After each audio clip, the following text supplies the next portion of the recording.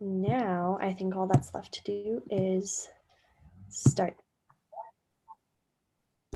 And perfect. I think we're ready to rumble. And I'll spotlight you guys all first. Spotlight for everyone.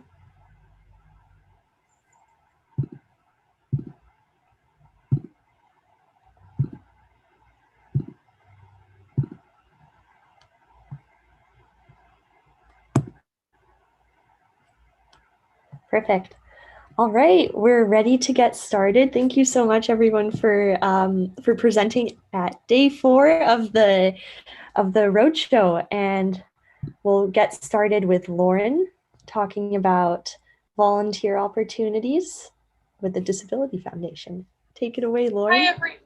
Thank you, Sasha. I'm Lauren. I help at the Disability Foundation. I help onboard volunteers. So I'm just going to give you a quick overview of the Disability Foundation and the 6 affiliated societies and what you can do if you want to be involved as a volunteer. I'm just going to share my screen here. All right. There we go. So the Disability Foundation is the main mother organization, and underneath the Disability Foundation, we have 6 affiliated societies: BC Moss, Connectra, Disabled Independent Gardening Association, Disabled Sailing Association, which has now been rebranded to Adaptive Sailing Association, Tetra Society, and BAMS. The purpose of all of these societies, including the Disability Foundation, is to remove barriers that people with disabilities face in the community. We want to empower and inspire people to reimagine what's possible, so people who have disabilities can do whatever they set out to pursue. We have a bunch of summer programs right now in full swing around Vancouver. So there's lots of opportunities to participate if you would like. And there's lots of ways to modify for the Okanagan, especially with Okanagan Lake. So we have lots of ways you can modify these activities for different regions across BC. I'm just going to show you a quick video of our hiking program right here. You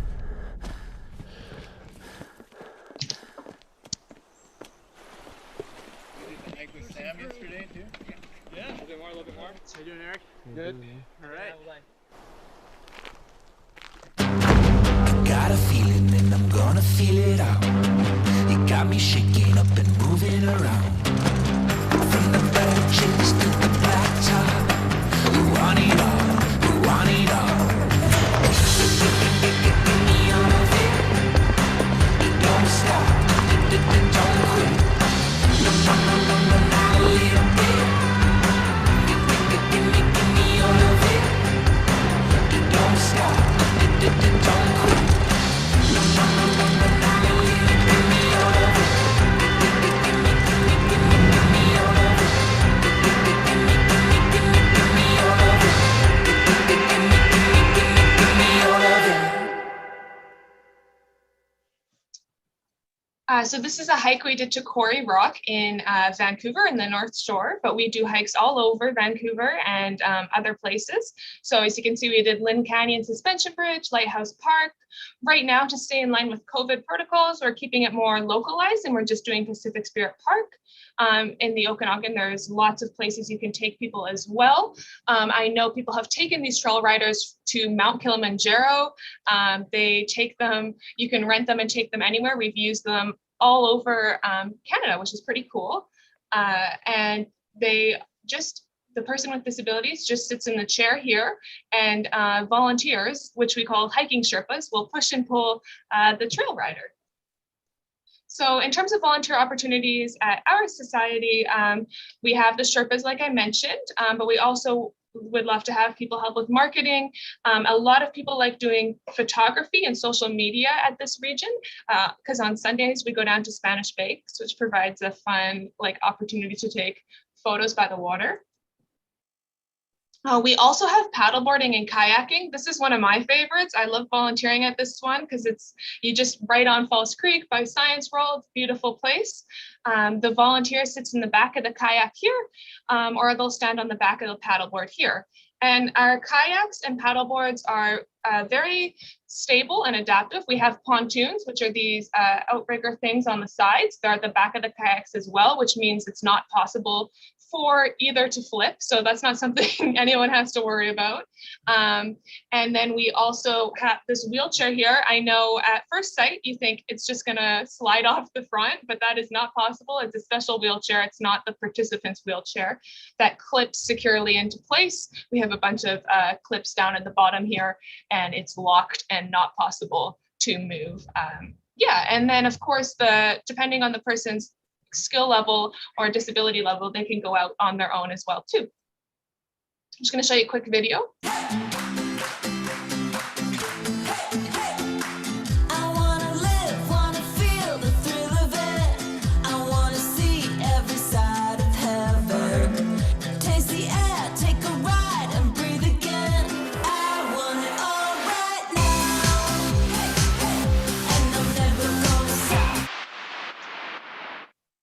So this would definitely be a nice one to do on the lake because we don't like super strong currents or waves, obviously. And in terms of volunteer opportunities, we need the one-on-one assistance for people who help with kayaking and paddleboarding, like I mentioned. And as always, photography and social media volunteers, fundraising, and that sort of thing. We also, within BC Moss, do adaptive personal training. This has been a big hit right now with the pandemic because this is done virtually at home.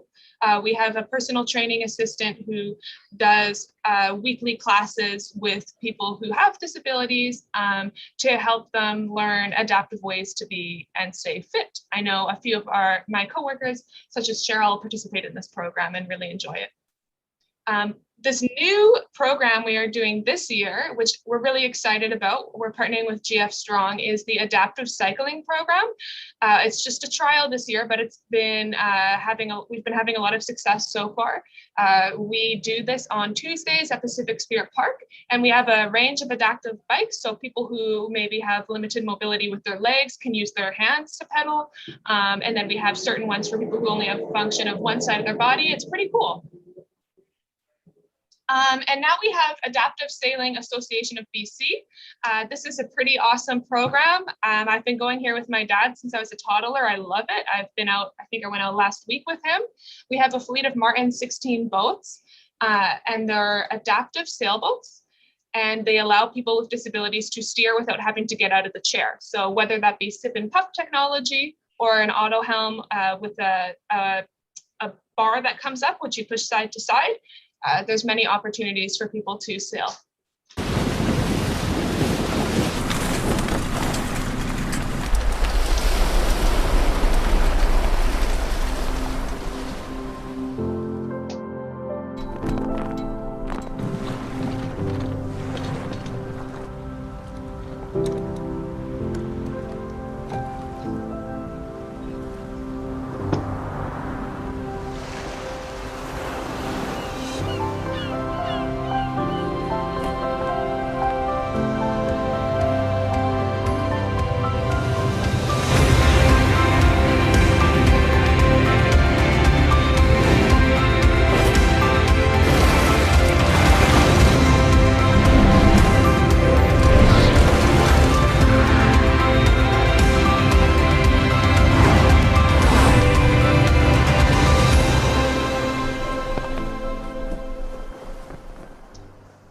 So we already have some of our boats being used in other parts of Canada. I know Toronto uses their boats on the lake there. And there's lots of opportunities to make it mobile to different regions. We do ours boats out of Jericho Sailing Center, which is an awesome location because they have a really nice restaurant on top where you can have a beer and fries and like overlook the boats. It's a really good time down there. It's always a fun atmosphere. I've made lots of friends there.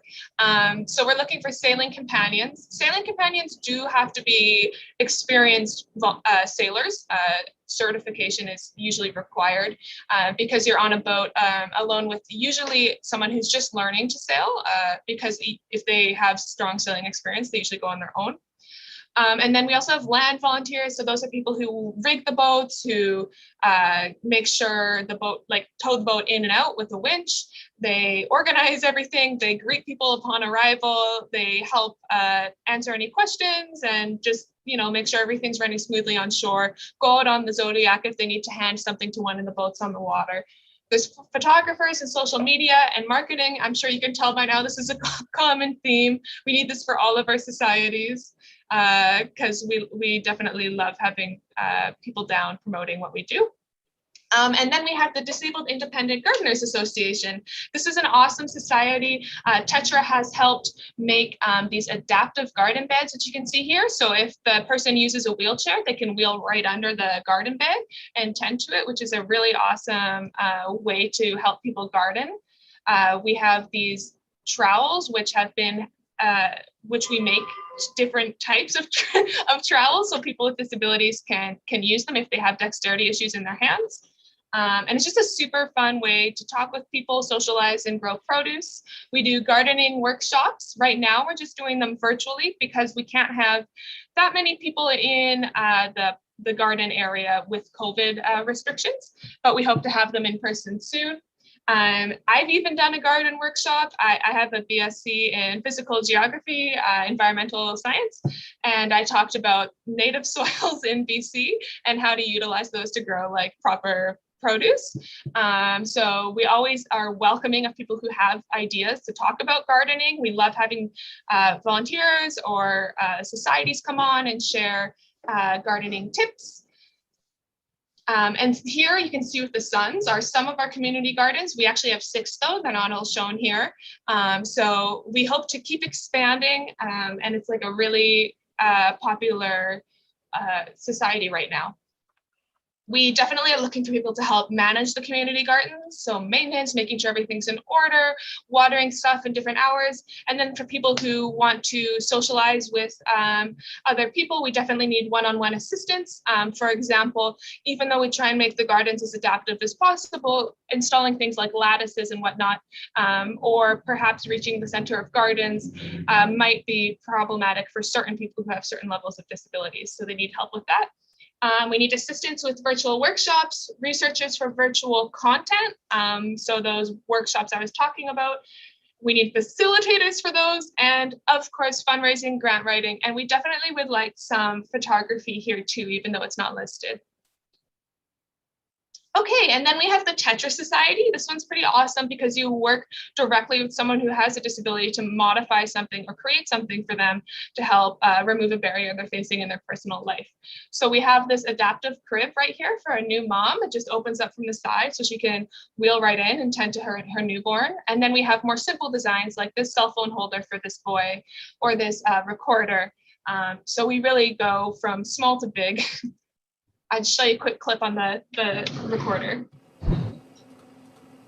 When I was 4, I had a brain tumor and it affected my left side. So when I was playing recorder in my music class, I couldn't fit in. This is the 5th recorder that I have modified, and Jordan's is a little bit different because he only has one hand that he can use. So in recorders, if you want to play number 4, 5, or 6 down here, you also have to have 1, 2, and 3 closed.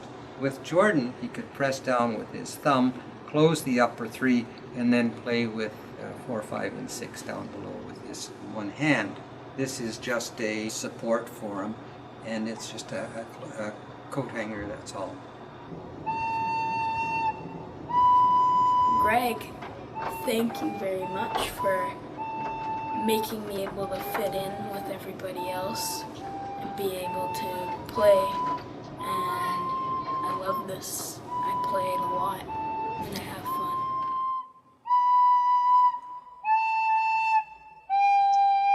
So as you can see, we do very simple to much more complex designs. We love having designers and builders on board. A lot of the volunteer designers and builders are engineers, but not everyone. Like some people are just really into 3D printing, or they like doing wood shop, construction, anything hands-on. I think like MacGyver type people like this role. Outreach volunteers, healthcare professionals, media and marketing to help promote our Net Clay project. Our Net Clay project is just about adapting devices like computers and laptops to help people use these virtual devices from home. Media, social media and communications, and fundraising and grant writing. Cool. And then we have VAMS. This is the Vancouver Adaptive Music Society. I feel like it's very intuitive what this is about. We help people with disabilities explore like musical talents they have. Tetra also helped build this adaptive guitar. So as you can see, there's a lot of overlap between the societies here. I'll show you a quick video.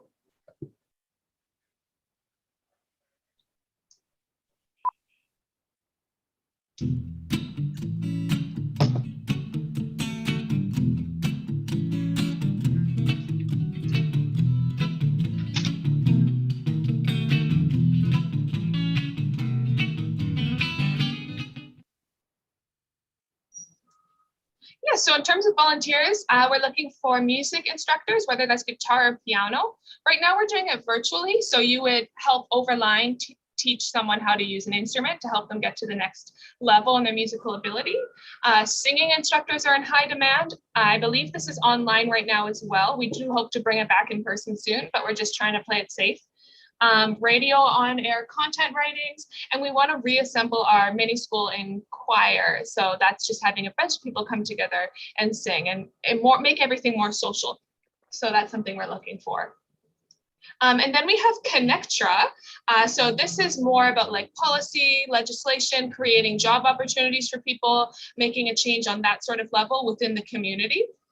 And then we put on all sorts of events. They've been in person in the past. Again, same deal. Right now it's virtual, but we hope to bring it back in person soon. So we're running the adaptive fitness program through BC Moss with Connectra. We have nutrition classes, chair yoga, and then we have weekly coffee chats to talk about youth employment. We have the youth leadership initiative coming out of here. In terms of volunteer opportunities, we're looking for virtual content creators, note takers, workshop facilitators, and technical support volunteers. I've volunteered with them before. I think it's a really awesome society. You bring in big players like TransLink, the City of Vancouver, BC Adaptive Housing, and you talk about solutions to problems we face in the community. So it's really interesting to listen in on those and see if there's any action being taken and what we can do to make that happen. And then lastly, we have the Disability Foundation. So that's us here. We work to help keep all of the societies I just talked about running smoothly, which is a lot of work. We need social media and communications, fundraising, grant writing, general administration, helping with onboarding, and all sorts of things along those lines. And in case you're wondering what this photo is, it's from BC Moss paddling last year. The coordinators, we definitely want to, we err on the side of caution, and they wore this outfit to transfer people when they're directly lifting them into the boat. But if you're volunteering, we just require you wear a face mask, that's it. Obviously don't come if you're feeling sick, and yeah.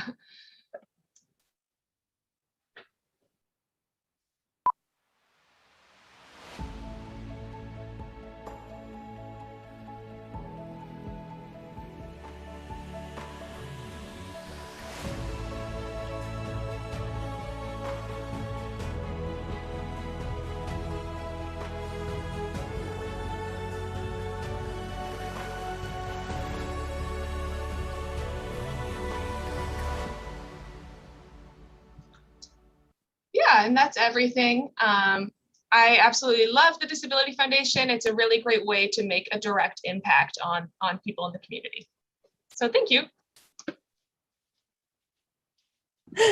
Thank you so much, Lauren. That was awesome.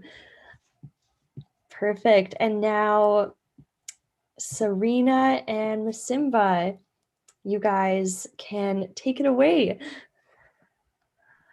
Yeah, I can go first. I'll be presenting on the Youth Leadership Initiative. I'll just share my screen Perfect. real quick.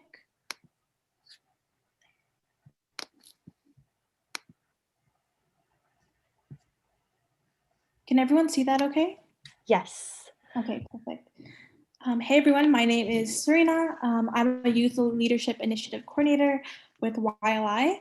I'm responsible for outreach, and I'm really excited to tell y'all about YLI and what we're working on currently.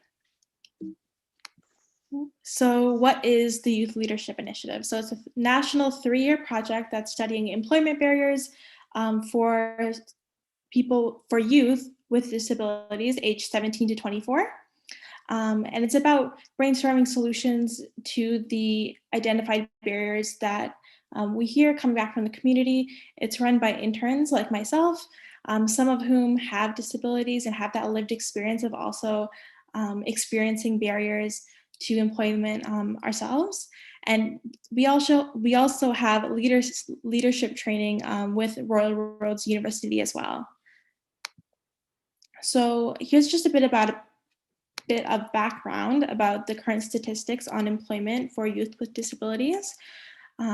We did a literature review just to get an idea of what kind of research we wanted to do, and this is some of the information that came up.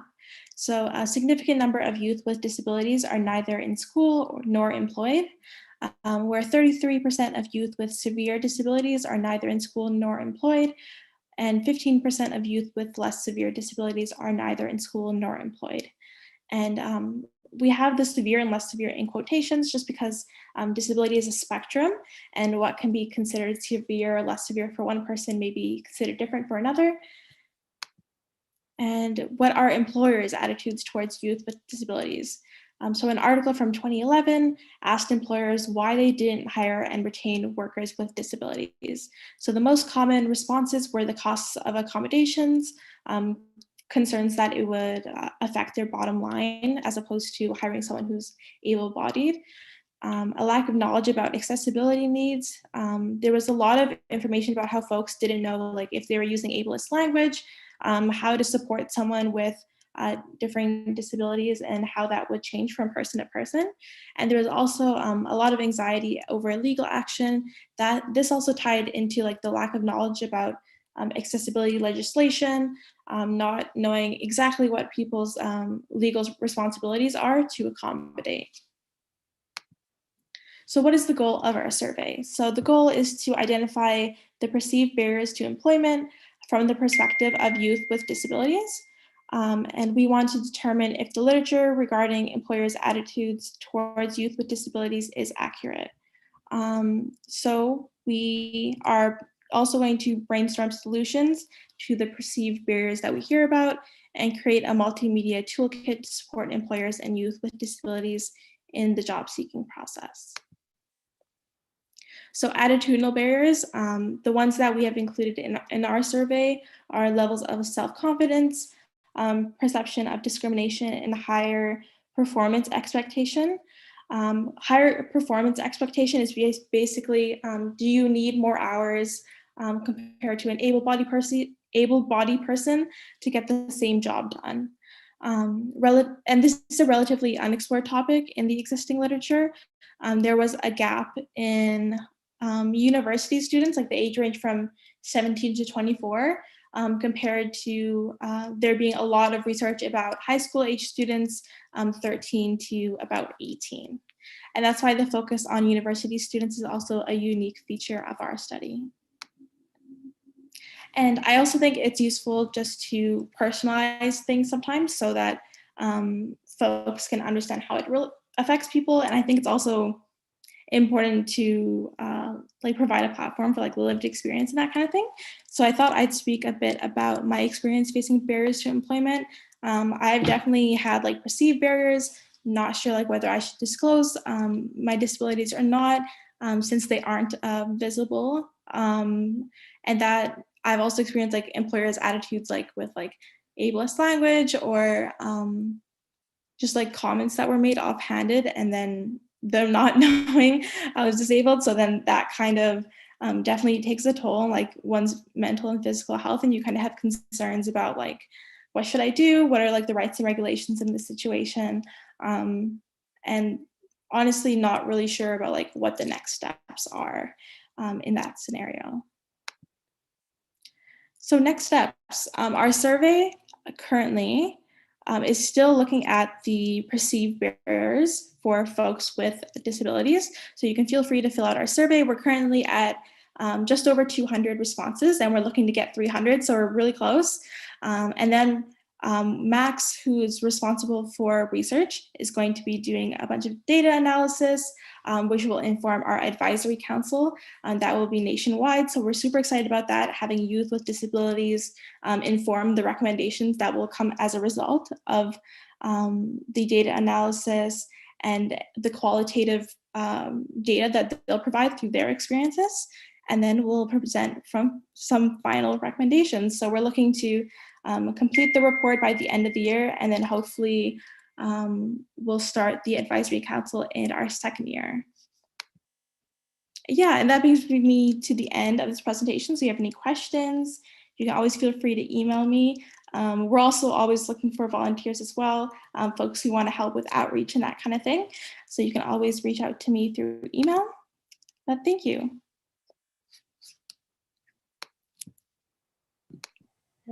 Thank you so much, Serena. That was great, and so cool to hear about such an important initiative like YLI, and the opportunities that people have to get involved and take part as well. So awesome. Thank you so much. And now I think we can turn it over to Masimba. Absolutely. Thank you. Thank you, Serena. Thank you, Sasha. Today I'm going to be presenting on the market research panel. So I'm just going to go ahead and share my screen. Go. Okay, hello everyone. My name is Masimba. I am the Digital Community Coordinator here at the Disability Foundation. I'm here today to share some news that you may be interested in. We have created and are actively recruiting people to join our opinion research panel titled disabilitypanel.ca. The people that form a part of this panel will take part in online surveys, focus groups, and discussions. So what is disabilitypanel.ca and why was it created? The COVID-19 pandemic has revealed an information gap between businesses, organizations, and municipalities and their ability to serve the disability community. Disabilitypanel.ca is a platform that consists solely of people with disabilities and their caregivers. To address the information gap, the Disability Foundation has partnered with Justice and Market Intelligence, a market research firm who will be helping us with compiling the research. The panel is currently inviting all British Columbia residents with disabilities and their caregivers to share their experiences during the pandemic. The first survey is being developed for residents in the city of Vancouver. Despite that, we encourage you to register for the panel. We anticipate subsequent surveys or focus groups to have a more regional or provincial reach going beyond Vancouver. Our aim is to help ensure people with disabilities have a voice to inform policies and practices that are needed for a truly inclusive and accessible society. Without accurate information, decision makers will remain unprepared, and accessibility will continue to be something to strive for rather than the norm. Through the panel, we intend to offer them valuable information about how people with disabilities experience the pandemic and beyond. You and your loved ones deserve to have your particular needs, opinions, and experiences heard. As a member of the panel, an honorarium will be offered for you, your time in the form of a gift card, depending on the opportunity. We see this as a chance to bridge the communications gap, creating a centralized platform for people in the community to be heard and to be able to provide this feedback directly to decision makers.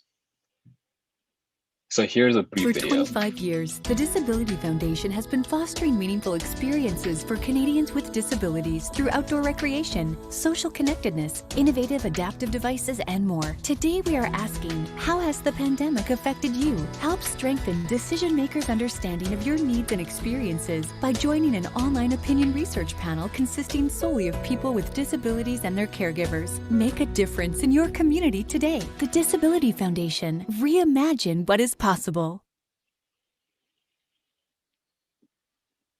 Make a difference in your community today. Join disabilitypanel.ca and take part in online surveys, focus groups, and discussions to inform decision makers about your needs, opinions, and experiences. If you have any questions, please feel free to contact me at mmasimira@disabilityfoundation.org. Thank you all for your time. Thank you so much, Ms. Simba. That was wonderful. And again, so cool for me seeing all these presentations for the first time and getting to know more about the many, many things that that we've got going on at the Disability Foundation and all of its affiliated societies. It's just so cool for me to hear and for everyone else watching too. So thank you so much. And now I think we can pass it on to Jordan. Thanks, Sasha. I'll just bring up my PowerPoint here. Just 1 second. Sounds good.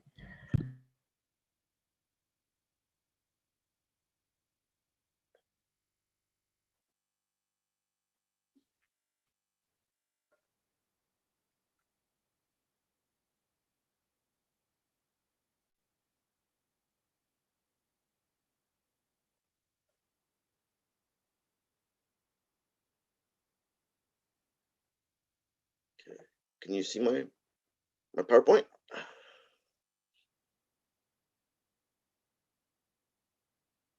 Okay, can everybody see that? Yes, Great, looks great, good. thank you. Okay, so hi everybody, I'm Jordan. I'm a Development and Communications Officer with the Disability Foundation and our affiliated societies. I'm going to give a very brief overview, very high level, way up in the sky, high level overview of kind of the way that we fundraise, sort of operating with the context that you know your area far better than I do. So what I'll be giving is just some sort of guidelines of what has worked for us in the past and that may or may not work for you. Talk a bit about how we fundraise with a particular focus on our third-party fundraising program that we're just getting started right now in this coming year. So as probably all of us know, there are many, many, many ways to try to fundraise. As a relatively small organization, though, it was really important for us to kind of pick and choose a few of the opportunities and methods of fundraising that that will work for us, rather than trying to do everything. We don't really have the capacity to do all of these different kinds of fundraising. So what we've settled on is 3 or 4 types of fundraising that have worked for us. Most of our history has been built around the grant kind of world of fundraising. So basically money or raised through an application submitted to a government organization or a private foundation or business corporate interests of seeking funding for a particular purpose and that kind of thing. We also do annual appeals. We're doing them differently this year. Typically, we have a couple for each year that go out. This year, we're doing an annual appeal for each society. And it's going to be lasting over a couple of months to sort of get people engaged and hopefully supporting what we do. We have so many great programs, and the fundraising is very tricky because all of our societies are very different and have different audiences, different people who are interested in them. And so we're sort of seeking out many different avenues and people who might be interested in supporting the different programs that we operate. The third one that we're just getting started on, as I mentioned before, is called third party and peer-to-peer.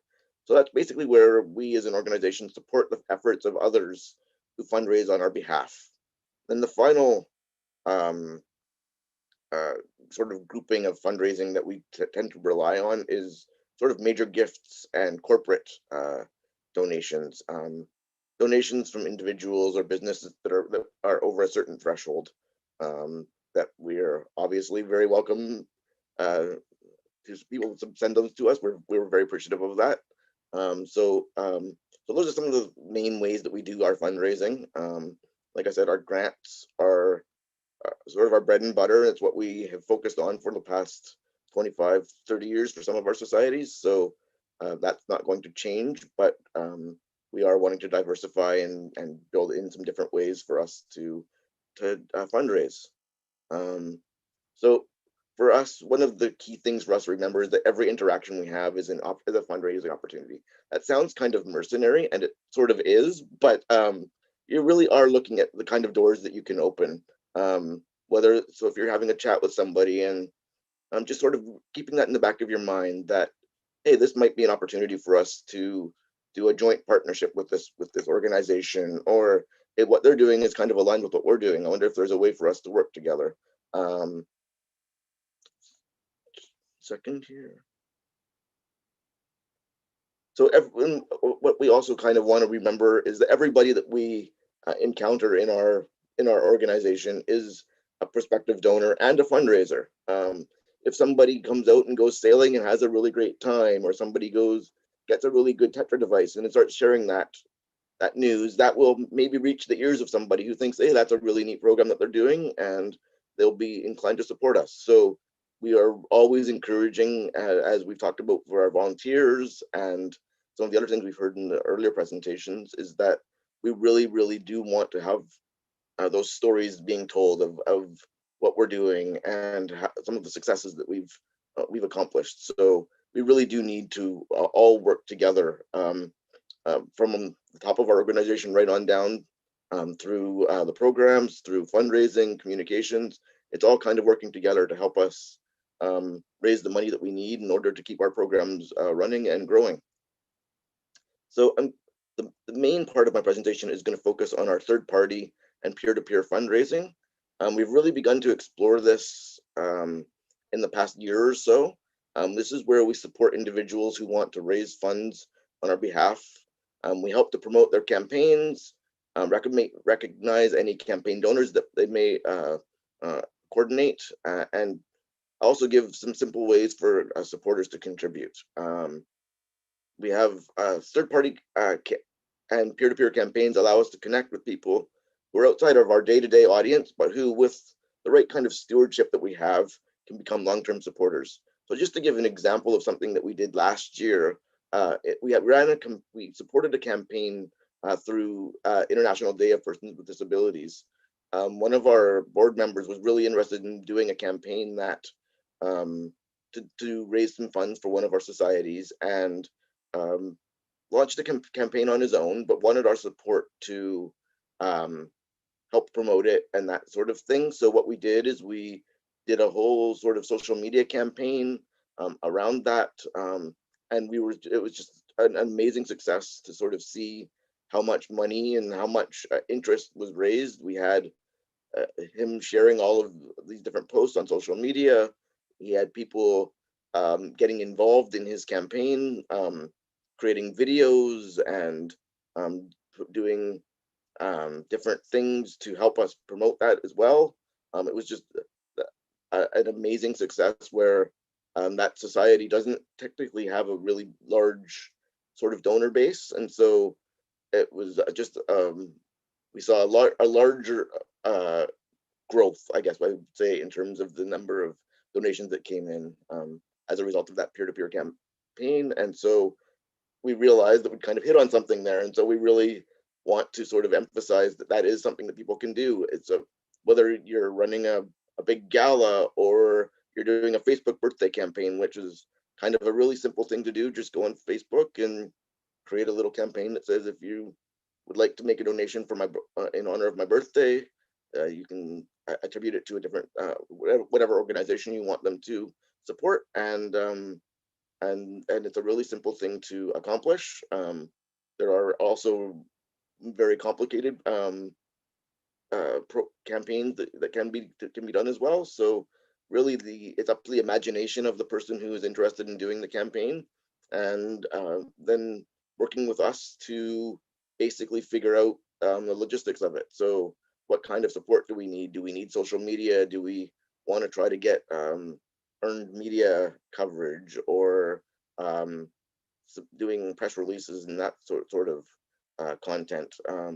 So it's really a flexible way to try and raise some funds. And also, I think just as importantly, draw interest and draw public awareness to what we do.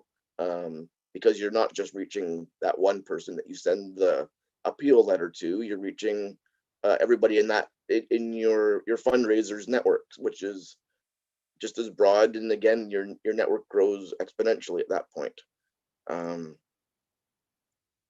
So for us, success is of course what the money that we have coming in, but really what is important is what we do with that money. And so the money that we are able to fundraise is put, of course, towards the programs that we do, and it really is about the change that that money can help make happen. So when fundraisers that we have, like through the third party or peer-to-peer campaigns, when they see the impact of their contributions, they take pride and ownership of their role in making that program possible. So it really is kind of we feel a win-win situation where everybody kind of benefits from participating in these kinds of campaigns.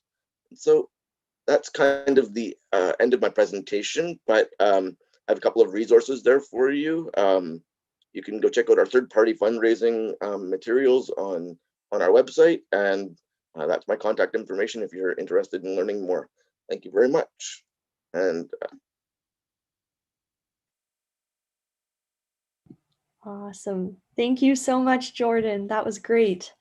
Yeah, really, really cool to learn just about all the different corners and avenues that people can take to get involved with third-party fundraising. Thank you so much.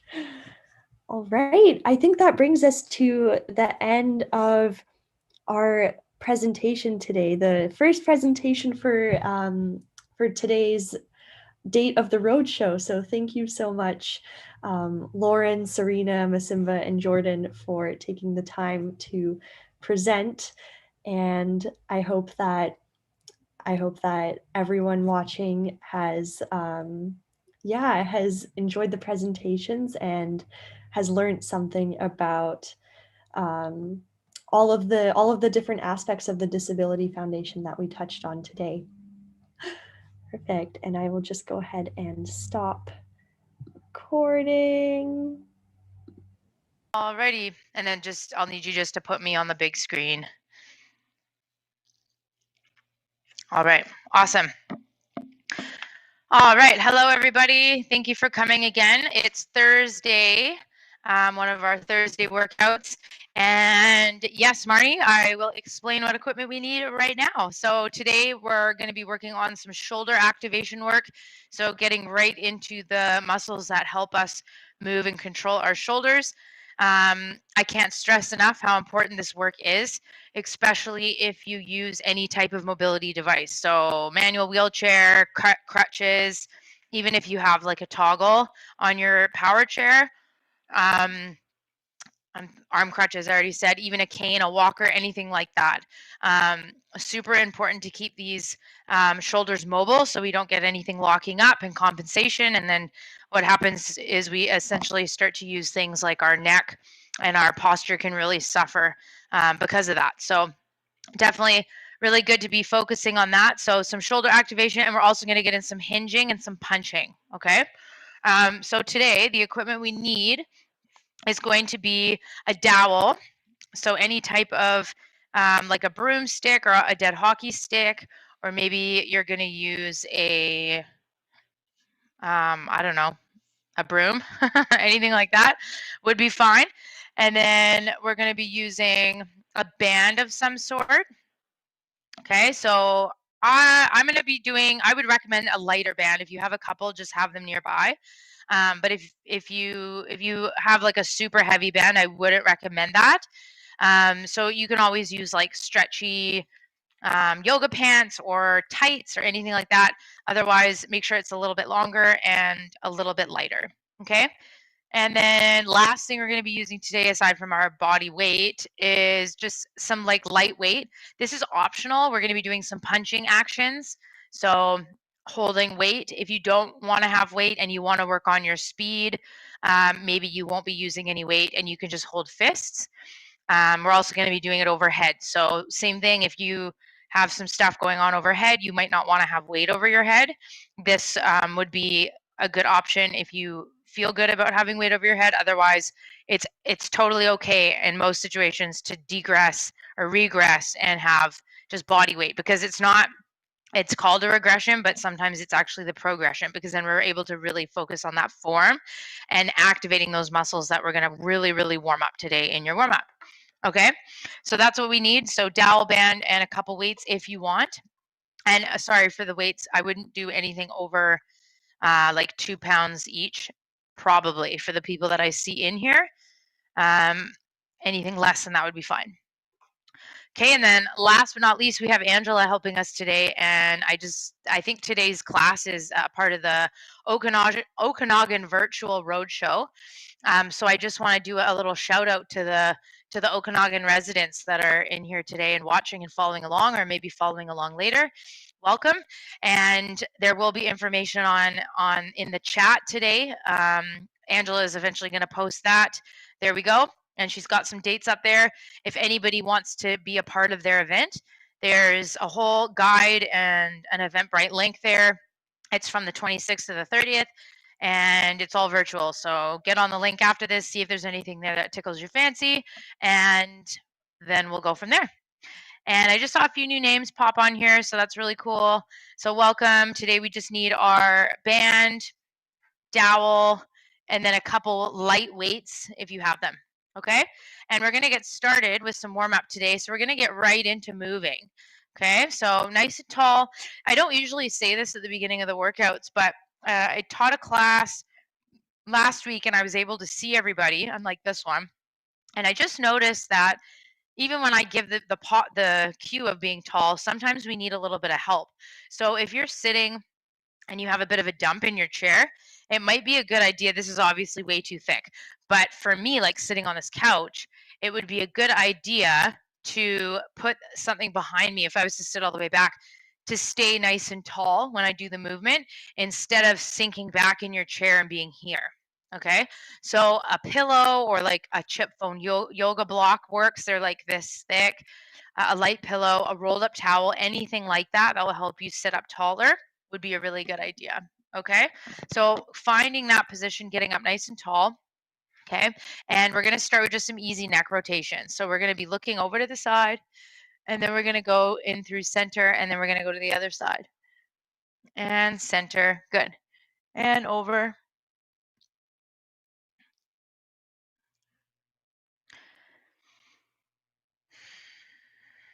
And over, good. Alternating. Good, last time each side. And over, and now we're going to go up. So you're going to look up, and then we're going to go center, and then we're going to tuck down. Make sure you're tucking, we're not hanging the head, and then back to center. Okay, and up, center, and tuck, and center, good. And up, and center, and tuck, and center, and again, up, and center, and tuck. One more time, up, and center, and tuck. And now we're going to tip. So we're going to keep our chin slightly tucked back. We don't want to hang the head forward. And we're going to just tilt an ear nice and gentle down to the side, up, tip, and up. Good. Tip, and tip. Noticing if your neck feels tight on either side, maybe one and not the other. Maybe they feel even. Just noticing.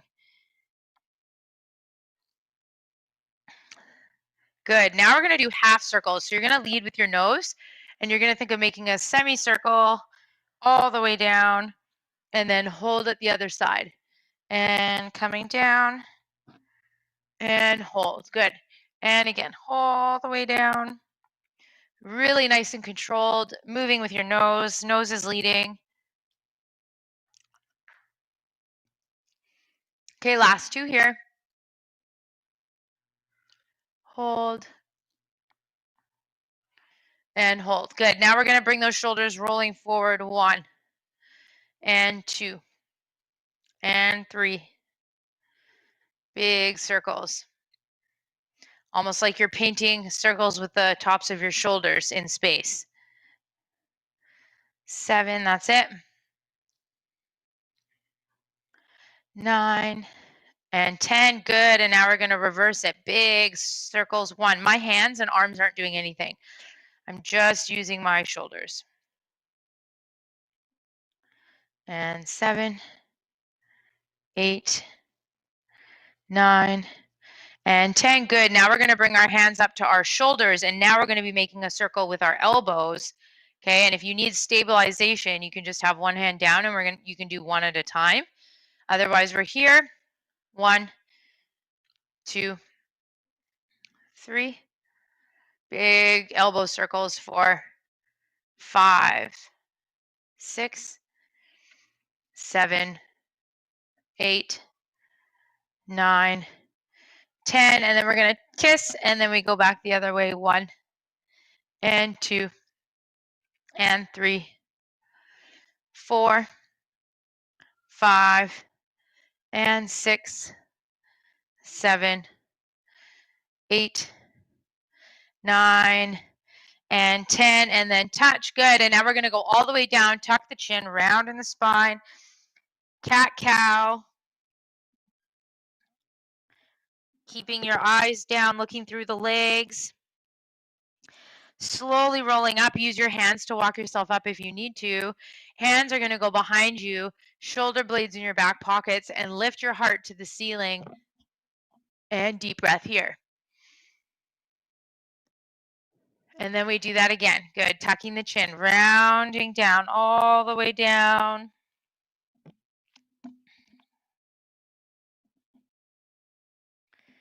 And slowly roll up. Hands behind you, eyes to the sky, heart up to the ceiling, and lift. Deep breath here. And we're going to do that again 2 more times. Tuck that chin, 4 total. Rounding down all the way down until you can't see anymore. No one should be looking at the screen right now. Slowly breathing as you come back up. Hands behind you, shoulder blades in your back pockets. Reach your heart to the ceiling. Deep breath here. And again, coming back down, tucking that chin, rounding in the spine, all the way down, everybody. Round. Good. If you have rods, doing your best. Slowly rolling up, sitting as tall as you can. Last spinal extension, hands behind you. Lift your heart to the ceiling and up. Okay, and now we're going to do a rotation. So we're going to rotate, and you're going to look over your shoulder. And if you want, you can even tap over your shoulder and then come back to center. Rotate and tap, and rotate and tap, and rotate and tap, and rotate and tap. Good. And again, rotate, tap, rotate and tap. Last one here. Rotate and tap. And now we're going to do a side bend. So reach up and over, arc over that head, expose the armpit. Try not collapse in like this. We want to stay nice and high. Reach up and over, other side. Reach. Remember, you can have weight on this hand. If you need to put your hand on like the rim of your chair or down, that's fine. Stabilize, and then you can have a nice big opening of that top side. And reach. Good. And again, reach up and over. Reminder for everybody today to make sure you have water nearby. It's starting to get hot. Okay, and if you need little breaks, that is totally fine, especially if you're overheating. Also, a reminder for the newbies in the class, you can always write in the chat and ask questions. I actually encourage it. I want to try and help whoever's in the class, especially if you're unsure of something, or you need a different something adapted for you specifically, just let me know and I'll do my best to help you without being able to actually see you. Okay, and reach. All the way, nice. Good, awesome. Okay, now we're gonna bring in our elbows and palms are gonna be facing each other. We are gonna do an overhead movement here, so I'll give 2 options. So we're gonna be coming out here, this is 1. 2 is here. If you don't like going overhead or you have pain overhead, you can just stay here. Otherwise, you're gonna take the arms up, bring it back down, meet us here if you didn't do the overhead, in, and then elbows in. Okay, so follow along if it's confusing. 1, 2, 3, 4, 5, and then down. Good, elbows are in and then open. 2, 3, 4, down and in. Beautiful. And 1, 2, 3, 4, 5, and 6. And again, 1, 2, 3, 4, 5, and 6. And again, 1, 2, 3, 4, 5, and 6. And again, 1, 2, 3, 4, 5. We're going to do 2 more as a group. Here we go. 1, 2, getting those shoulders nice and warm. And in, and again, 1, 2, 3, 4, 5, and 6. Good. Okay, coming into the side, I am going to move my view so you can see. So I'm just moving to the side so everybody can see. You're going to extend one leg out. So either you take it out or you help your leg and you can prop the foot just at your foot plate. Okay, there's 3 ways we're going to do this. So option 1 is if we don't have a lot of trunk function. Okay, if you need help, you're going to do a hinge, but you're going to use your hands to help you. So in a hinge, we want to try and keep the spine long. So I'm going to walk my hands forward, keeping my back nice and long. I probably won't be able to go crazy far. So you're just going to go a little bit without doing this, right? So use your hands, weight on your hands, and then walk yourself back up. Okay, so this is option 1. And this is if we need that assistance with the hands. And the goal is to really keep that spine long. So I don't care if you have weight in your hands. That's the point. Okay, option 2 is if we have a little bit more trunk function, we're going to bring the dowel in and we're going to pull it into our chest. And you're going to do the same thing. You're going to hinge, but then I want you to be able to come back up on your own. Okay, this dowel is going to help you keep the spine long. Okay, and this hinge pattern is super important because this is what targets all of those little erectors and spinalis muscles in the back, right? Everything that helps us with posture. Not everything, but a huge part of it.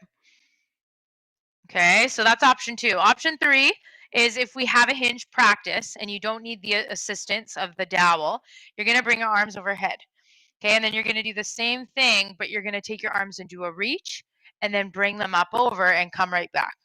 Okay, so you can just keep moving at whatever pace you want, with whatever variation you want, and I'm going to do 10, and then once we're done that, we're going to switch legs. Okay, so play, explore. If you've been working on one hinge pattern, maybe you've been working with the hands, maybe it's time to try the dowel if it feels good and you don't feel like you need your hands so much. Or maybe you stay where you are. Okay.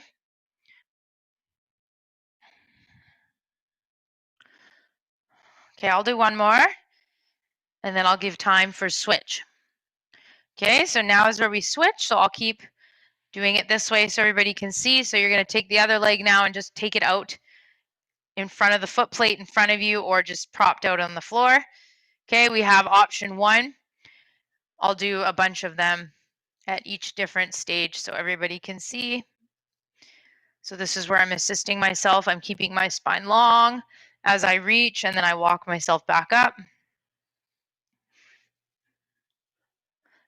Okay. And again. Okay, and then I'll show this one. The other version is make sure you're driving that dowel into the chest as we hinge, and then we come back up. Hinge, coming back up, always pulling that dowel. Okay, and then the last variation, for those of you that have a hinge practice are doing this. This is my 8, 9, and that's 10. And excellent, good. I'll give you a minute to finish up there. All right, we're gonna go into some shoulder control and activation work. So I'm gonna face sideways so everybody can see. If you need a little bit more stability and like this doesn't work for you, holding your arm out, you can rest your arm on like a surface. Okay, so like if there was a table here, you can wheel up to your table and rest your arm on the table. And then that's going to help you get a little bit more stability while we work on our protraction retraction, okay? But if you don't need that, I challenge you to sit tall and just take one arm and straighten it out. Okay, we're all doing one arm today. So from here, you can either put your hand right on your shoulder, top of the shoulder, okay, or if you need to hold on to your chair, that's fine. Watch me. So we're going to be moving our shoulder blade. So if you can see, like, you'll see this ridge right here on my shoulder. I don't know if everybody can see that, but we're going to try and move that. So if my arm is extended, I'm going to pretend like somebody across the room is pulling my arm forward. So you can see, watch my shoulder, how it goes forward like this, right? So now my back looks rounded. And then it's as if someone's pulling it back. And now you can see that ridge, right? That's your scapula. So we're moving forward. Someone's pulling the arm forward and then pulling it back. Okay, it might not be as big as what you see on the screen. I'm exaggerating it like a lot so you can see, but it should just be really easy movement. Okay, so once again, your hand can be resting on something too. It can just be like this, and it will help you get that gliding. Okay, even if you don't need to, and this is a new movement for you, or you're not used to activating or getting into your shoulders, you might want to use that countertop. Okay, so we'll do a few here. And then you can rest down. Good. Okay, you're going to feel a lot of the work probably in here, and then hopefully a little bit back right in behind that ridge. That's kind of what we want. Okay, so I'll turn around just to show you the other side. Okay, so sitting up as tall as you can, stabilizing however you can. And I do really recommend stabilizing yourself. There's no sense in wobbling all over the place just to get some of these movements out. Okay, really important. We need to have some type of foundation and stability. Okay, so either hand goes on a table or we hold it just out here. You can have your hand here if you want, or you can just have it down, and you're going to think of pulling the shoulder forward and then pulling it back. Pulling it forward, pulling it back. Okay, and I'll just move my hand so everybody can see. It's really subtle, really small. Envisioning someone actually yanking, like pulling your arm, is really helpful. That visualization technique to get that separation. Okay. Also, I want you to think, if this isn't too much of a cue, if you're already like trying to figure out what you're doing, then ignore this next cue. But if this feels pretty good, just a reminder to keep under your armpit light. Okay, we don't want to have a really squished armpit. We want to keep it nice and light. Okay, and then finish that up there.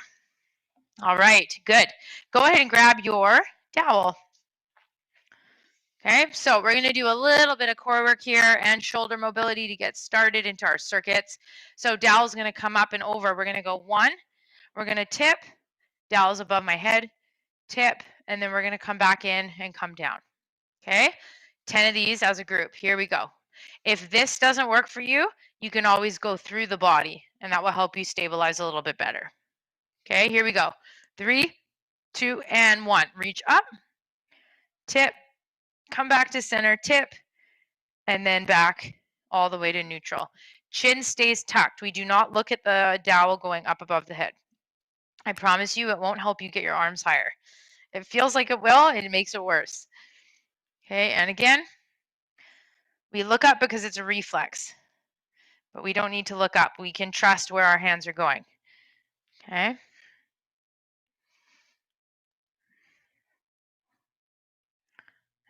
Nice, and again. And you're halfway.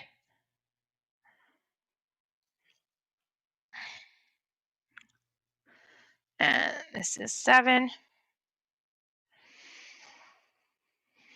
Deep breathing.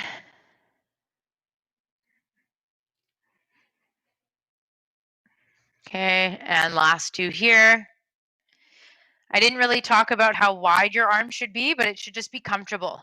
So if you have shoulder stuff going on, the wider you put your hands on the dowel, the easier it's going to be for you. If you want a little bit more of a challenge and your shoulders have no pain, you can bring them in a little bit more like this. Okay, just to keep it easy in terms of transitions, we're just going to keep the dowel for this next one. We're going to rotate through. We're going to punch with our opposite hand, bring it in, and then rotate to the other side. Okay, when I do this, I'm keeping my feet still, so they're planted in the floor, and there's no wiggle parties in the hips. So my hips right now aren't moving. It's my torso that's rotating. Okay. Some of us have bender balls or a band we can put around our thighs or in between our knees, and that can help us stay still. Others might not have the tone to even be able to move anything there. So your goal is to just think of getting taller as you rotate, so we can really try and use those trunk muscles that we do have. Okay.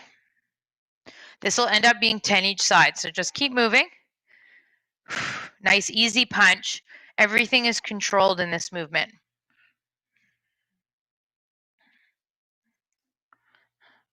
6,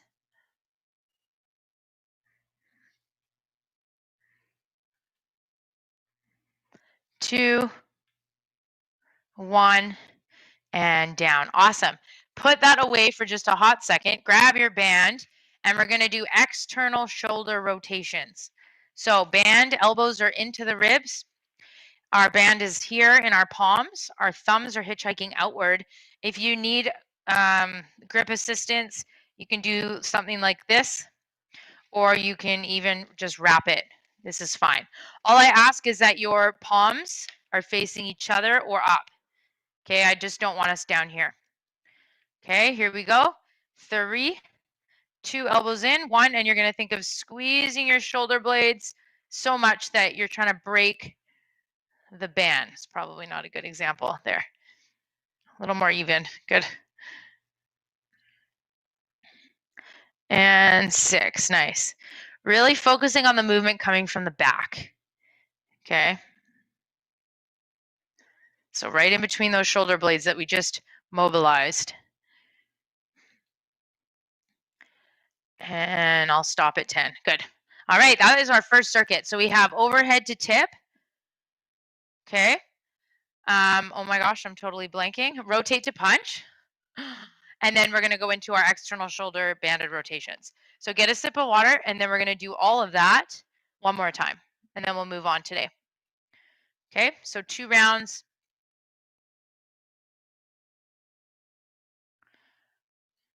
All right, here we go. 3, 2, and 1. So we're going to lift up, tip, tip, and then down. Good. Remember that you can take it through the body if you need to. Can I do this tipping and rotation standing? I would do the rotation seated, even if you are, even if you stand, because we want to learn to use our rotational muscles. We don't want to be using anything in the hips. So you're actually going to get more benefits seated. Good question. Same with tipping. Just do it all seated.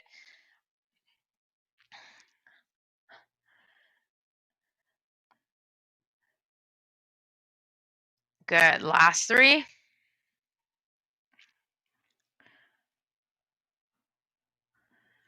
And 2. And again. And relax. Good. All right, rotating with the punch. So feet are flat. We shouldn't have any movement in the hips. Rotate, punch. Okay, if you want more of a challenge, you can think of actively punching a little bit more. But on this rotation, we can always keep this challenging by focusing on moving through the belly button height, right? That's always a challenge, especially if we're not using our hips and cheating. We don't mean to cheat, but the body finds the easiest ways to get things done, and they're not usually the best ways.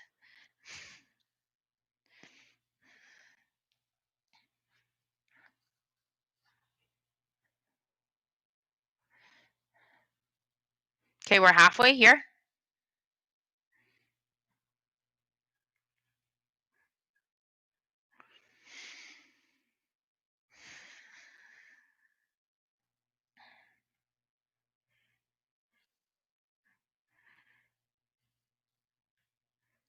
Nine, and that's 10. Good. Okay, Janice, if you want to do this one standing, go ahead. This one doesn't make a difference. Anyone else, if you want to do this one standing, by all means. Okay, here we go. Elbows are in, chest is tall, thumbs are up. Reminder, the closer your hands are together on the band, the more challenging it is. I don't want it to be so challenging that you're not even getting any movement. You have to be able to at least get some movement in the arms, right? So if you're not even able to get that, loosen your grip up on the band. Make this longer, okay? Here we go. 3, 2, and 1. This is our last time here, everybody.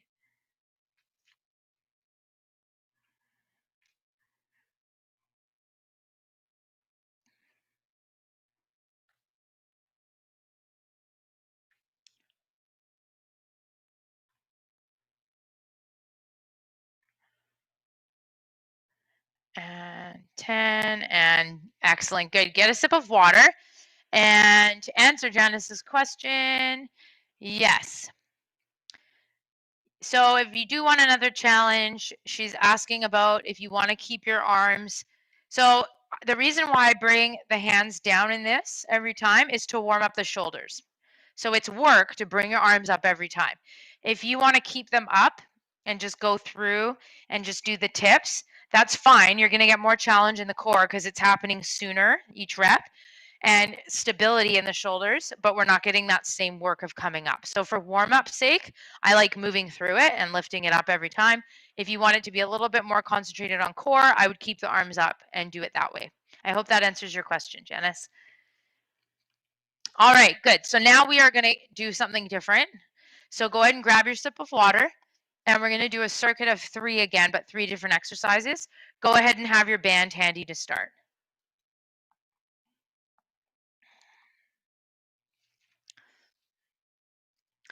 Okay, so the first thing we're going to be doing is a bow and arrow, or archer.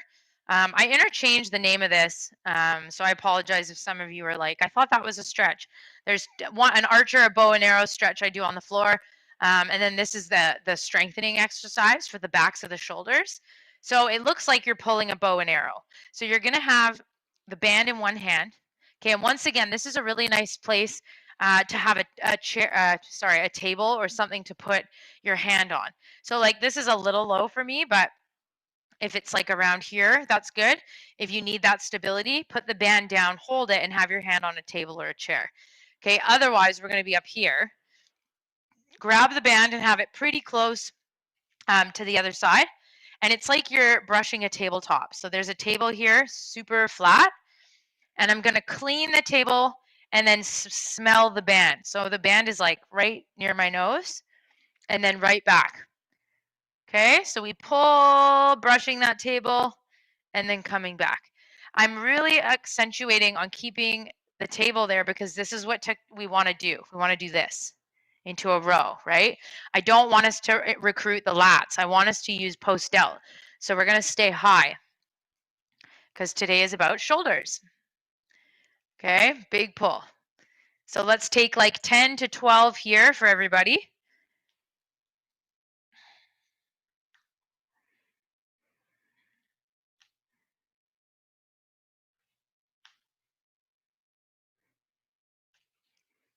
Okay, with 2 more.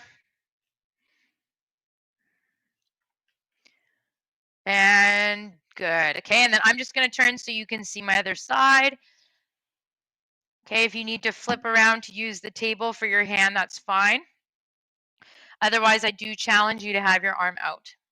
Okay, here we go. So 3, 2, other hand is gripping in front, 1, and we pull.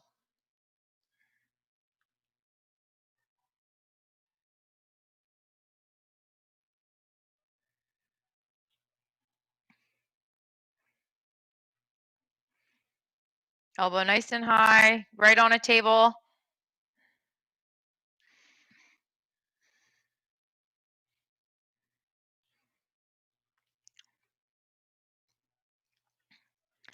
Last 2.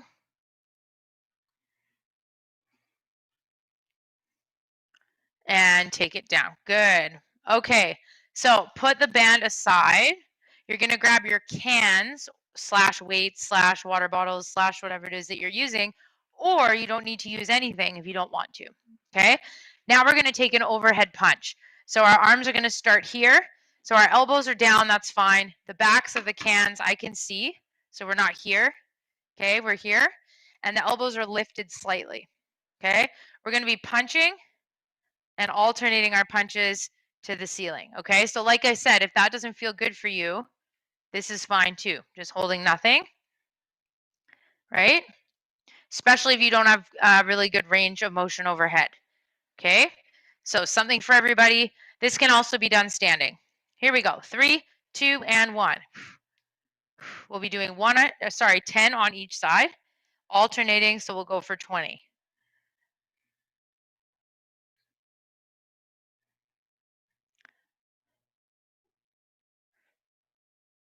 Good. Keep that chin tucked, peach under the chin. That's it. Keep moving. I'll do a few extra just so that we're all on the same time. And excellent. And you're done that. Good. Okay. From there, we're going to do dips. Dips in our chair. So if you're in a wheelchair, perfect.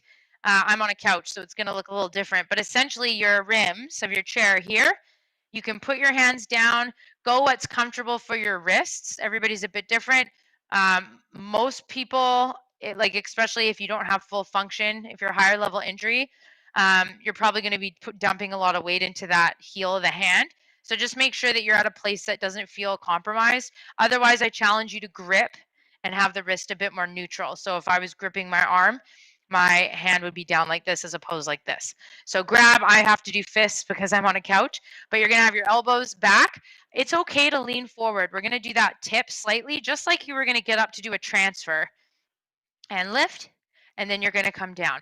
So don't worry if you're slightly tipped forward because that's functional. That's what we would need to do a transfer, right? Most of us wouldn't transfer in an actual dip position. Okay, so you're going to keep going. Make sure your elbows aren't winging like this. Try and keep them back as best as you can. Okay, once again, I know it's hard for some of us. And we're going to try for 10. So I'm probably at like 6. So I'll slow them down a little bit so everybody can kind of join in. If 10 is too high, don't worry about it. Do what you can. Okay, we're really working those triceps. So I want you to feel the backs of the arms. Okay, and I'll take one more. Hopefully you're getting higher than I am. I'm in a squishy couch. And then slowly relax and shake those arms out. Okay, good. So we have our series of 3. So we have our band, either archer / bow and arrow, post delt. Then we have our overhead with the cans or nothing. And then we're going to go into dips. Okay, get some water. And then we're going to do this again. And there's a few questions that have happened, which is great. If anybody has any more, don't hesitate.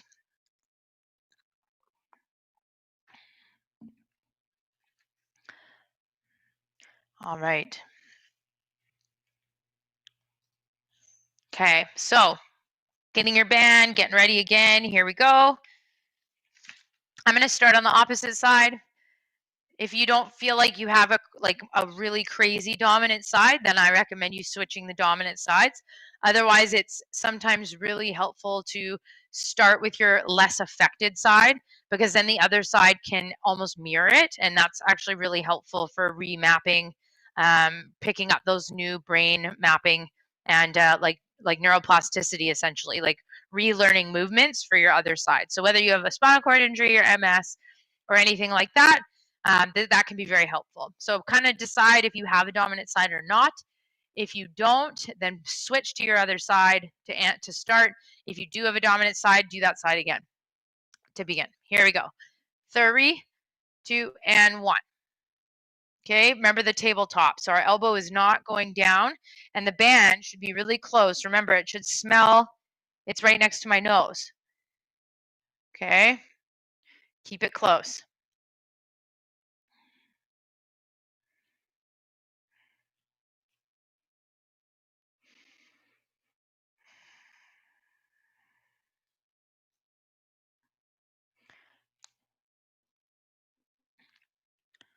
And excellent, good. Okay, other side. I'll change. I'm only moving so you can see. You don't have to shift. Here we go. 3, 2, and 1.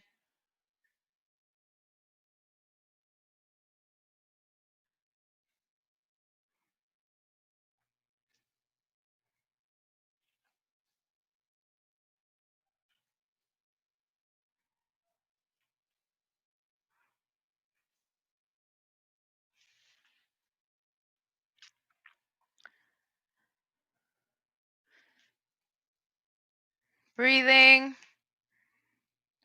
And coming down. Good. Okay. I am completely blanking today. Oh my gosh. I think it's the punches. Okay, here we go. If I'm wrong, someone write it in the chat. Overhead, alternating.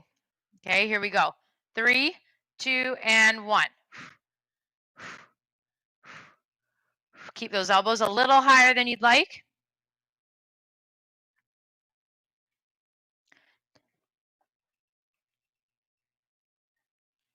Good. Remember, we're doing 10 on each side if you can. It doesn't have to be weighted either. It can just be punches in the air. Coming to a close and break. Awesome. Good. All right. Then we ended with dips. Okay, shake that out. Get ready. Remember, it's okay to tip forward. Remember that hinge we did at the beginning, right? We did those hinges at the beginning. So find that tip forward, or it might feel familiar to you anyways if you do transitions on your own. So elbows are going to go in. Hands are either on the rim of your chair, okay, or on the armrests. Okay, here we go. Big push up and then down. Okay, notice how my shoulders when I do it aren't coming up to my ears. I should have said that the first time. We're not shrugging, right? Keep those shoulders away from those ears and down, okay? At your own timing. And excellent. Stay tall. Keep the back of the neck long.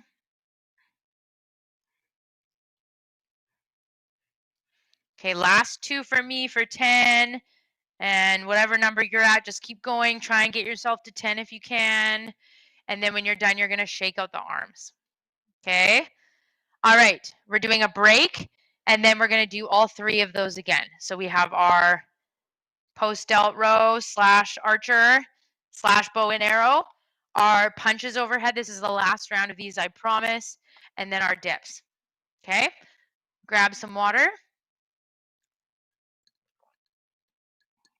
It's actually, if you're in BC, it's not as hot today as it has been, and I know it's going to be getting pretty scorching in the next little while, so make sure if you're working out outside, you don't stay in the shade.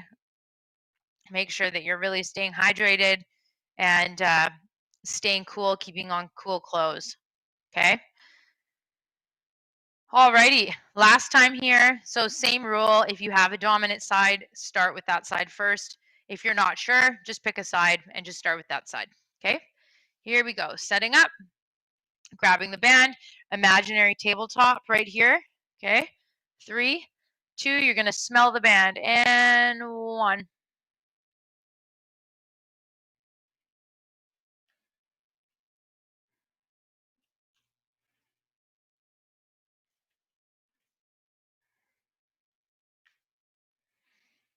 Okay, this hand can also be on a table.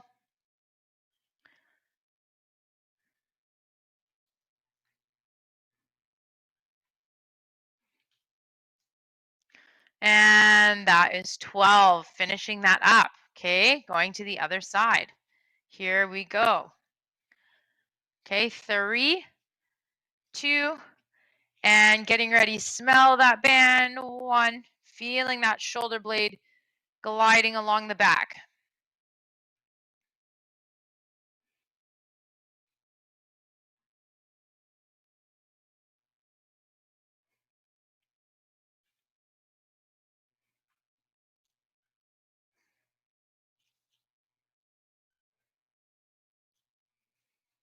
Almost there. Keep that breath going. Neck nice and long.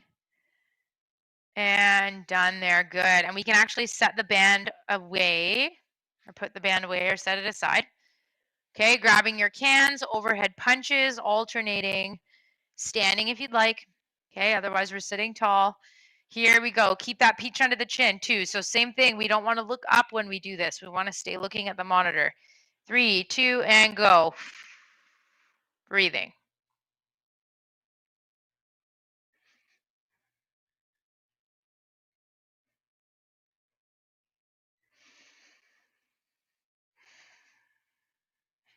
Elbows up. I'll do a couple extra just to let people catch up. And that should be around 10. Awesome. Okay, don't put those away. Just set them to the side. Last time with the dips, hands are down, elbows back, slight hinge forward if that's accessible to you. And we're going to aim for 10 at your own timing. Here we go.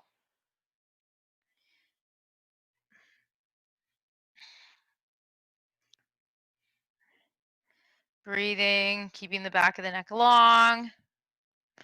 Trying to not let the elbows wing out too much if you can help it.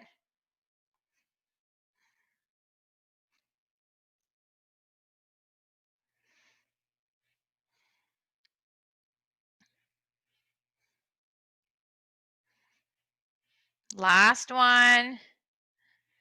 And slowly relax. Awesome. Good. Okay, get some water. We do have a couple other things left to do. So we're just going to use your cans or your weights or nothing. I'm going to set up a timer.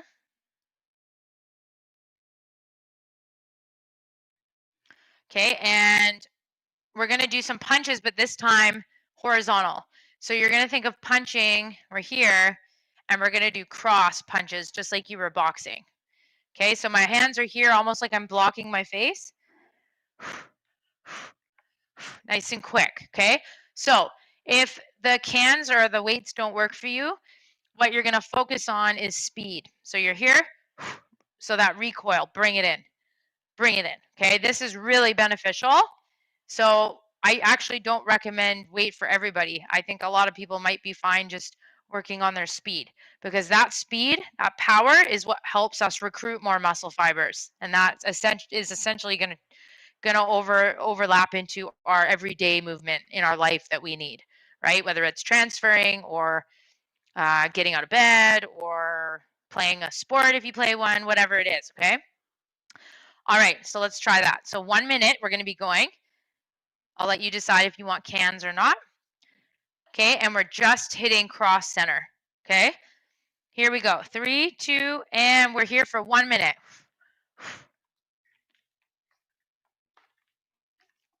Okay, this is another spot where we don't want to have any wiggles in the hips. And I'm not punching really high. I'm literally punching in front of my shoulders, and my shoulders are not rising up to my ears. So make sure your neck is nice and long. You're lifting your chest up, getting taller. Posture is everything here. We're trying to create a nice stable trunk while moving, right? So that's what you're thinking about, getting taller. Okay, and lucky for you, we're already over halfway because I've been blabbing.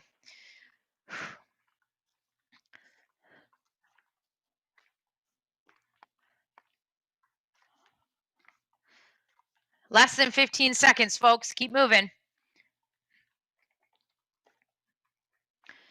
Try and not let your pace slow down. If you need to stop, that's fine. If you need to slow it down, that's fine. If this is feeling good, I challenge you to go faster.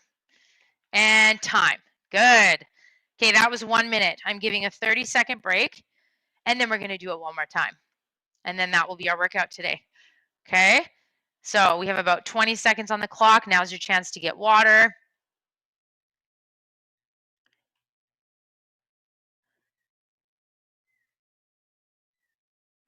Okay, starting to get ready.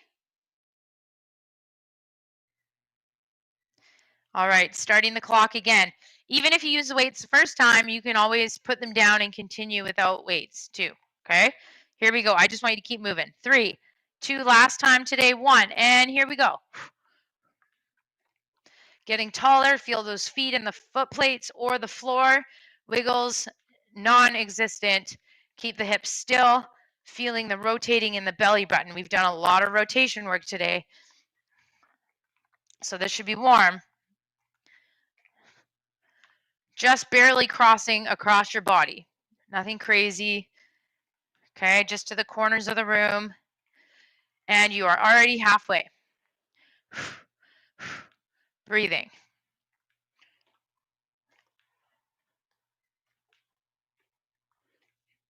Awesome, everybody. Hang in there. This is your last thing today.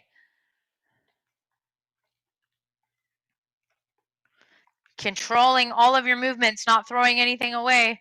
You have 8 seconds from here. Do your best. Speed up if this feels good. Keep moving if you're slowing down. And that's time. Awesome. Good job. All right. And we ended with just a minute left. So let's just get into a little bit of a neck stretch. So for the traps, because we did a lot of overhead, tuck the chin and then look down.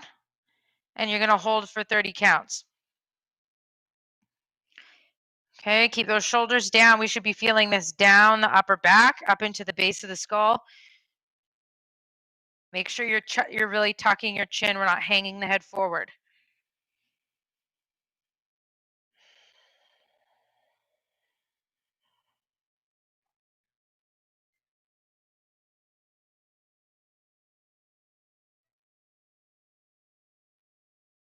And slowly rolling up. Awesome.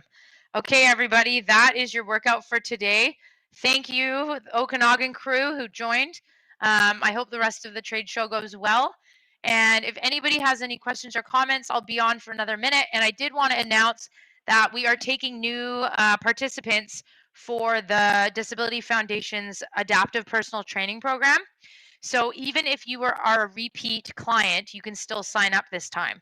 So if you want that link, there's a survey. It's 3 months. You get coaching one-on-one with myself and the lovely Natalia, and access to Ocean Insider Club, 3 months completely sponsored and paid for.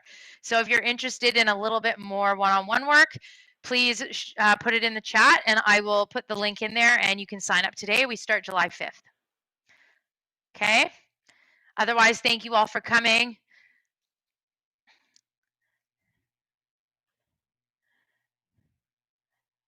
Will the link to join class still work to join next week? This link, Nicole, yes, it should. This should be the same link every week. Bye, Janice. Faces, and there we go. Okay. So please let me know if you guys can't see that or if there's any technical difficulties, but I'm Simon Sheehan. I'm one of the hiking coordinators at BC Moss. And yeah, I'm here today to talk about the various summer programs that we have. So I'll skip a couple of slides here and just get right into it because we are working with limited time. So let's talk about our hiking program first. With this YouTube video, there we go.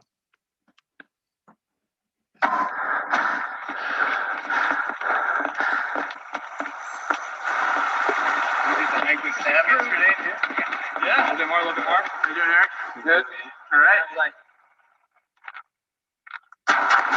Got a feeling that I'm gonna feel it out. It got me shaking up and moving around.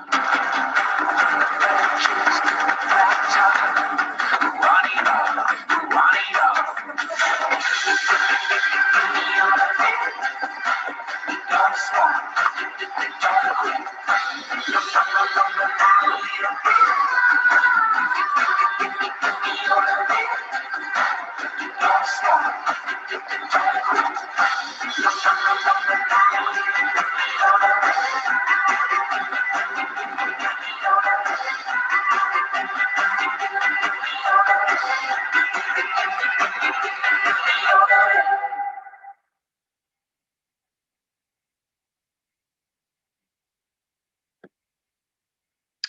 yeah, so that's a video that always gets me pretty fired up right there. I'll just get to the next slide here and talk about our trail rider, which you would have seen in that video right there. So the trail rider is our main piece of equipment that we use in our hiking program. How it works usually is there's one person in the back that works on the balance of the trail rider, and one person is in the front doing the directions. The two roles work really well together. I can say this with confidence because I've worked with it the last 2 years. And yeah, I've just been shocked with how easy it is to use, how lightweight it is, and comfortable as well, because I've gotten to sit in it a couple times just to test it out and see what it's like. And yeah, super comfortable, super lightweight, and yeah, just a really good, well-designed piece of equipment. And trail riders have been trusted worldwide, as you can see in the photos down below here. We rent our trail riders and also sell them as well. So people have taken them to places like the Himalayas, as you can see on the left. The middle picture is from Machu Picchu, and then the picture on the right is the floor of the Grand Canyon. So you can rest assured that if you've got the volunteers or the friends to help push and pull the trail rider, then you can get anywhere with this thing. It's really is able to handle quite a lot. And we used to do access challenges. This is something that happened previous to COVID, where we would go to various places and just test, what the limits were and where they could access, right? So on the right, you can see Garibaldi Provincial Park, which is located very close to Whistler. And then the bottom picture is the West Coast Trail, where they did half the West Coast Trail. So some pretty cool places that you can get to, especially here in BC. And yeah. And to talk about our regular hiking program, this is again speaking how life was like previous to COVID. We would be speaking with the clients that signed up with us, and we would be asking them where they wanted to go. So that meant that sometimes we would go, depending on how familiar you guys are with the Lower Mainland, we would go to the North Shore, which has some beautiful mountains and rivers. So Lynn Canyon Suspension Bridge, Lighthouse Park, other places like Crystal Falls and Coquitlam. Yeah, regional parks in the cities, in various cities. So all different kinds of places. But with that being said, during these unprecedented times, of course, we've kind of modified our programs just a little bit so that we are in Pacific Spirit Park and Spanish Banks only. So we've kind of had like a little bubble. We've been able to continue hiking every day, so that's been nice. But we've just restricted the locations that we offer for now. So hopefully we have a tentative schedule to get back to our regular scheduled programming in August, where we're going all around town, but we're not quite there yet. So here's to hoping for that changing in August. Some personal stories. So people who have one here who has rented the trail rider and taken it not only to Everest Base Camp, but actually past Everest Base Camp. I believe Everest sits at around 30,000 feet, I think. And she was able to get just 5,000 feet below the summit. So pretty cool. And you can see the team that she has of Sherpas around her to help.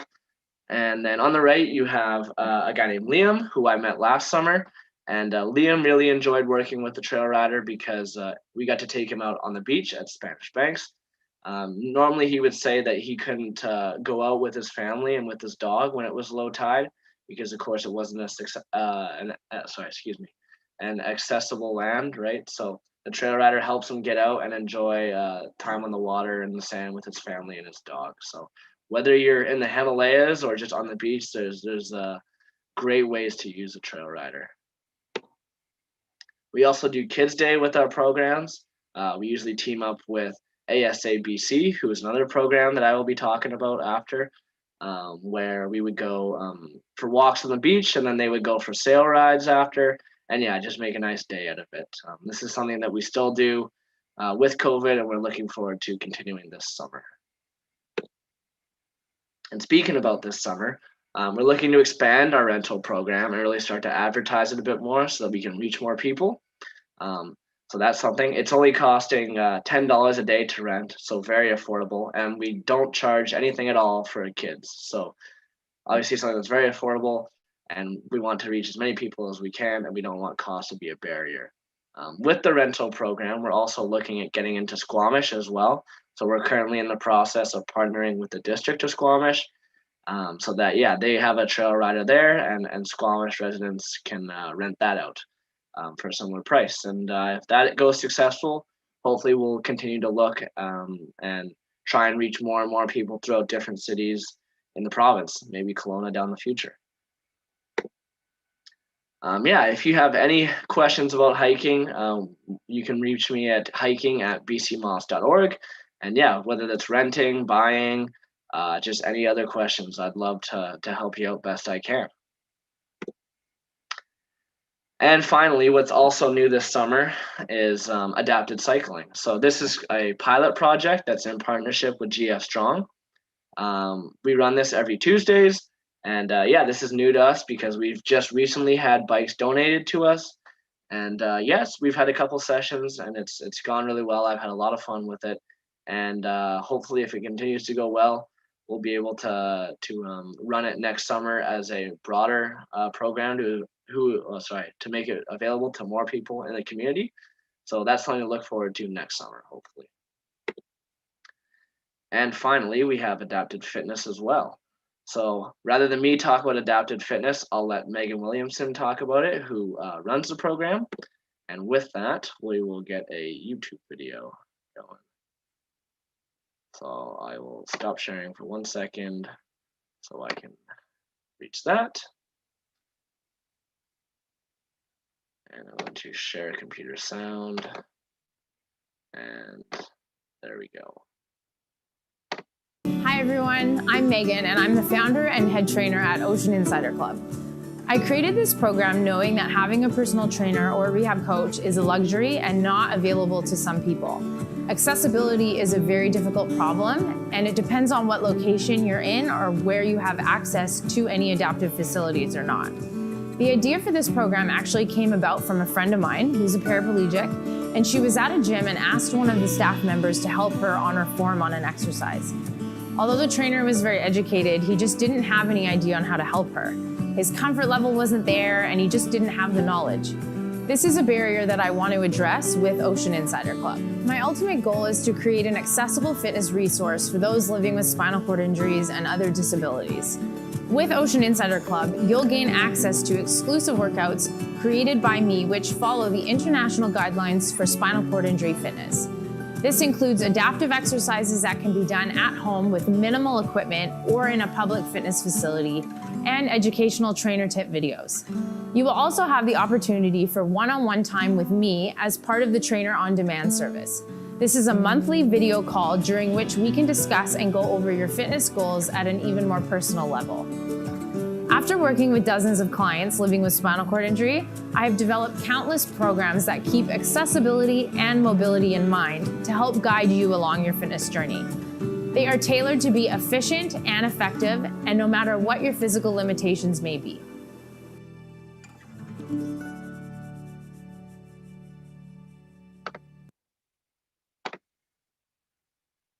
Okay, so let's talk a little bit more about this program.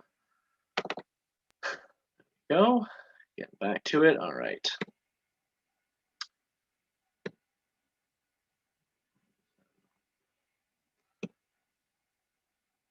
Sorry, just 1 second. The slideshow's not cooperating for me at the moment. There we go. Come on. Okay. All right, so let's just share one testimony from someone who's participating in this program. And this is from Jen. And Jen says, the fact that this program was online was the only reason that she would even consider it. It's strange that the pandemic has made it possible for people that live in really rural areas like I do to participate in something so valuable. I'm actually really thankful for this program. It taught me a lot. I reached out and socialized in wholly different ways now that the pandemic is ongoing. This program for me was like a stepping stone for a regular socialization routine that I was really lacking. So I really like this quote because it addresses two things that I know I've noticed in my life that has changed with the pandemic, and that's, you know, getting the right amount of exercise and socialization. So yeah, nice to see a quote that just perfectly addresses that and shows that the program can help out with both of those things. Okay, so we've got our hiking program, we've got biking, we've got adaptive fitness. Now let's talk about kayaking. And again, I've got a video from the two kayaking coordinators, and I'm going to let them speak about the program.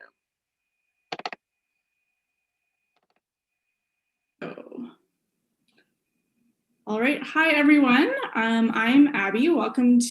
Can someone just give me a heads up? You guys have been hearing the sound just fine? Yes. Okay, perfect. Perfectly. Thank you so much. To our presentation. I am one of the paddling coordinators this year at BC Moss Paddling Center.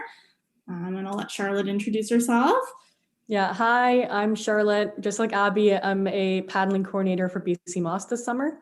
And here's our presentation for the Roadshow. Yeah. Thanks for tuning in. Mm-hmm. All right, you can flip the slide. Awesome. So we'll start with the history of our program. So we're overseen by the Disability Foundation. We're one of their affiliated societies, BC Moss is.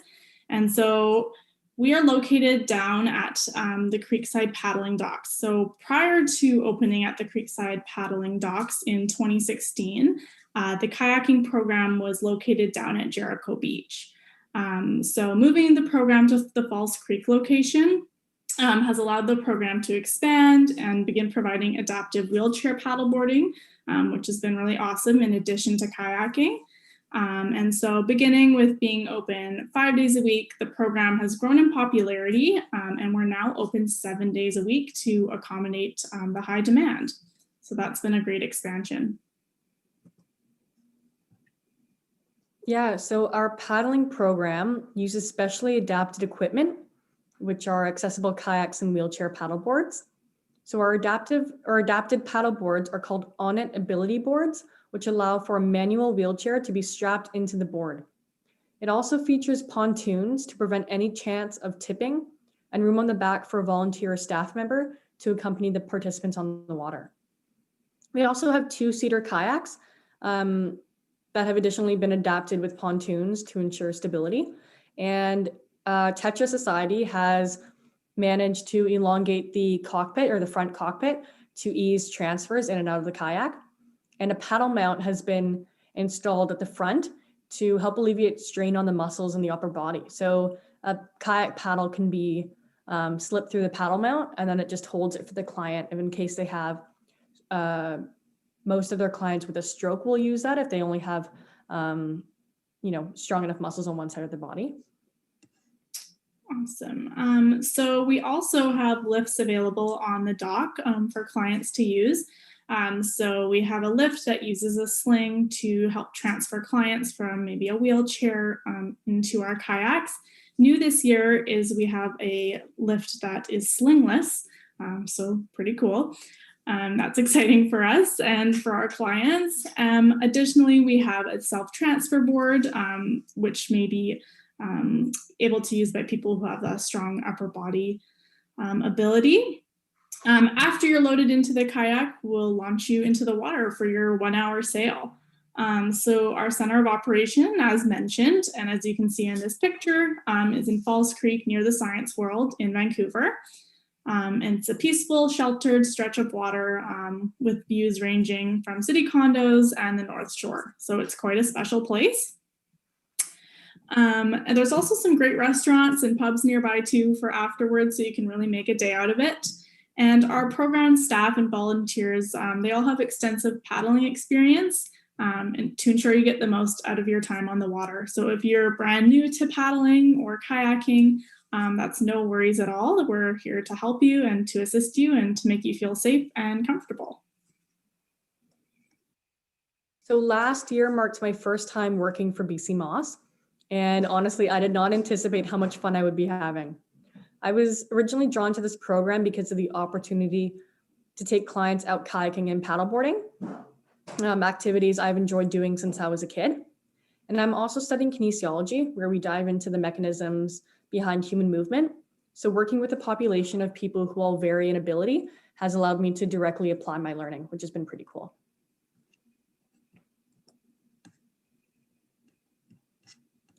And then last spring, before the paddling season, Abby and myself have helped out with the pilot study.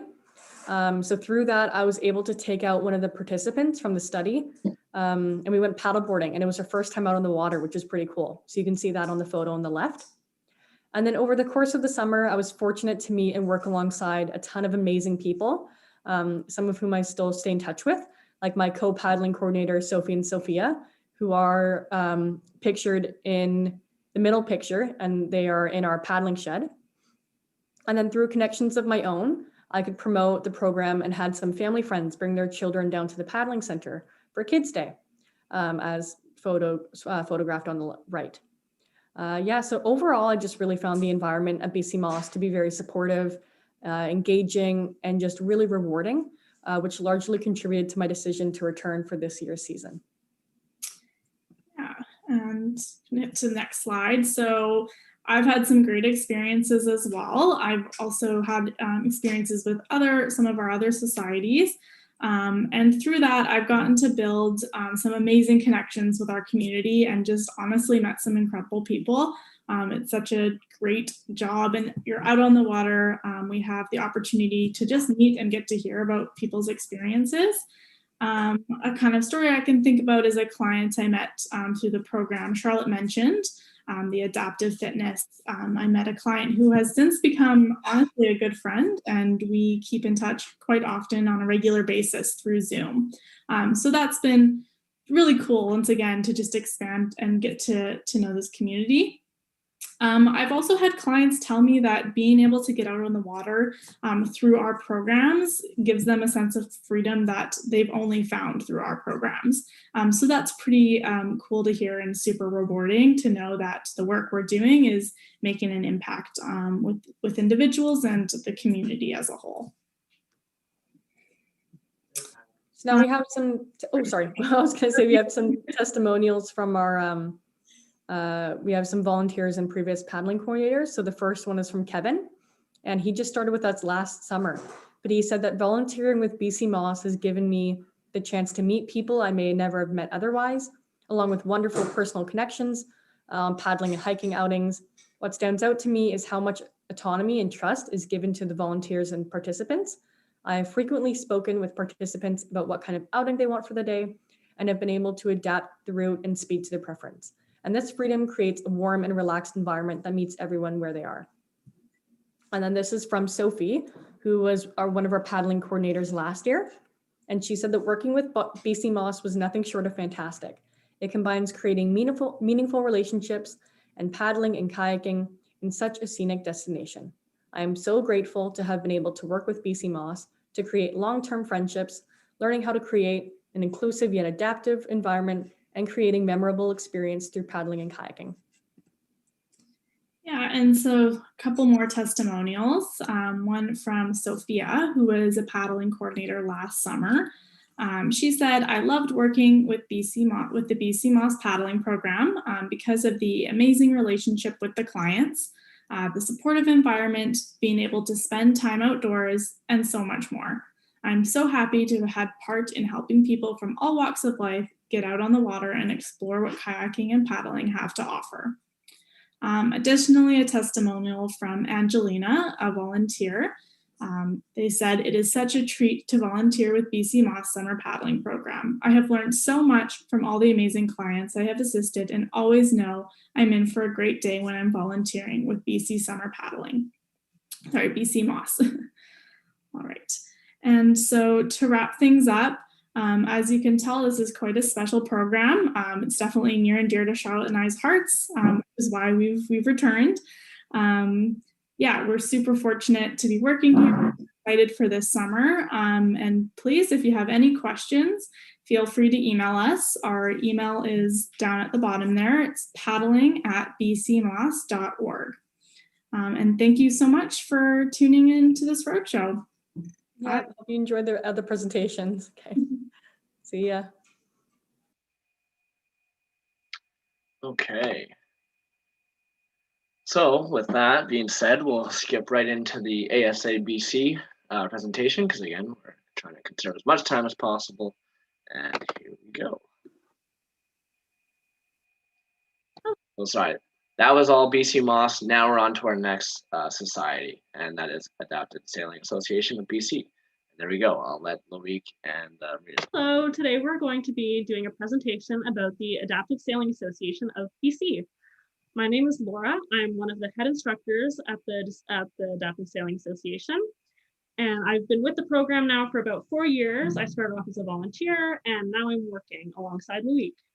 Yeah, so as Laura said, I'm Loic. I am the second head instructor at the Adaptive Sailing Association. And similarly to Laura, I started as a volunteer 7 years ago, and then I was hired as a staff member, and here I am. All right, let's move along. So our vision at the company is to empower people with physical disabilities to reimagine what is possible. So our company provides a very unique experience of sailing, which allows people to leave their disability on shore and experience freedom and exhilaration while sailing independently or with one of our volunteers or staff members.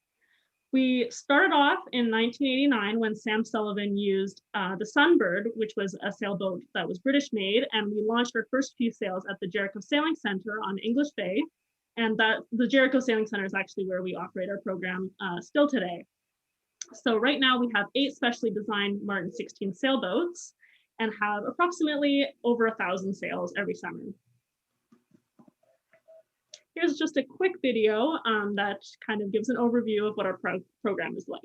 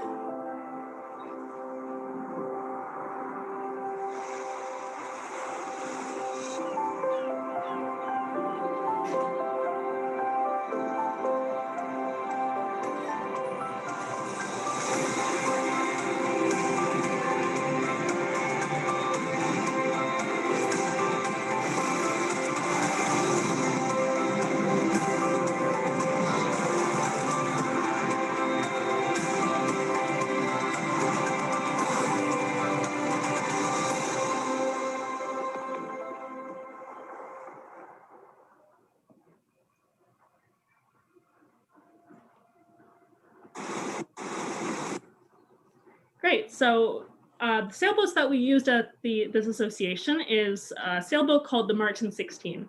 And the Martin 16 is a sailboat that's designed specifically to be accessible for all people of all abilities. And we have a lot of different equipment that we can put onto the sailboat to allow people to use it, just regardless of how much ability they have. So it allows people who are new to sailing and people who are super experienced, even people who like to race, to go out on the water. So some of the ways that it's adaptable is that we have what's called a keel, which is a very heavy object in the center of our boat that prevents the sailboat from tipping.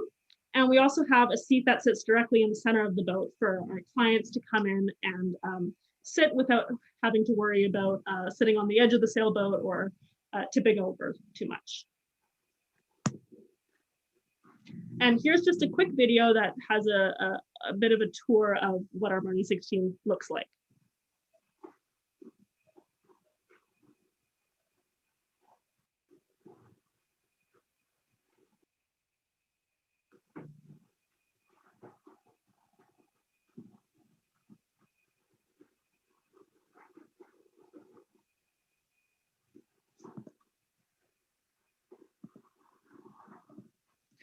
Sweet. So next, I'm going to talk about some of the special equipment that can be put onto our Martin 16s to make them more accessible.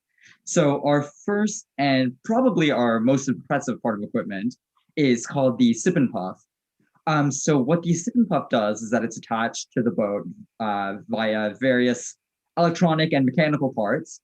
And what it allows people to do is to steer and control the entirety of the boat using just their mouths.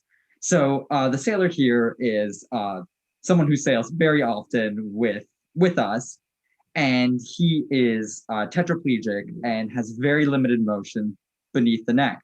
Usually in basically any other case, he would not be able to sail, but because of the equipment that we have, because of the Sip and Puff, he's able to control the boat just using his mouth. So he blows in and out and bites to change the setting from steering to pulling in the ropes and letting out the ropes.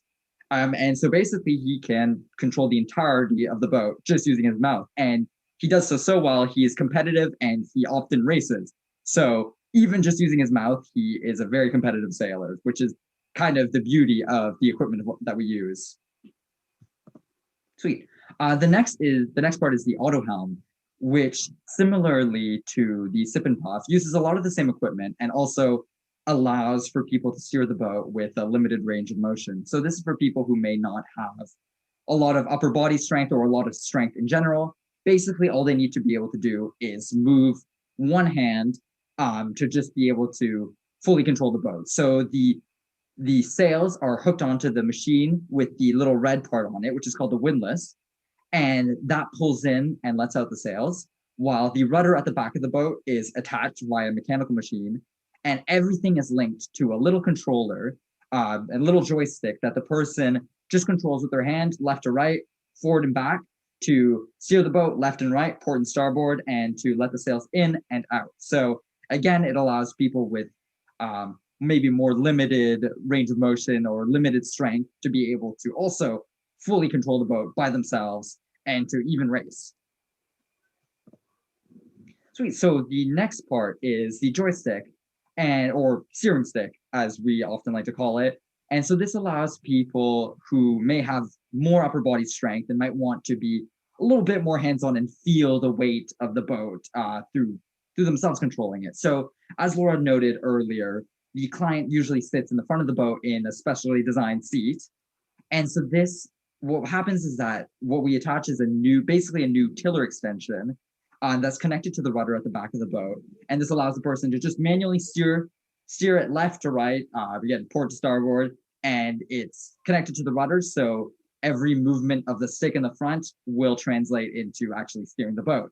And often the people will have just the lines in front of them so they can manually pull the sails in and let them out. And that is, of course, if they have the ability to do so.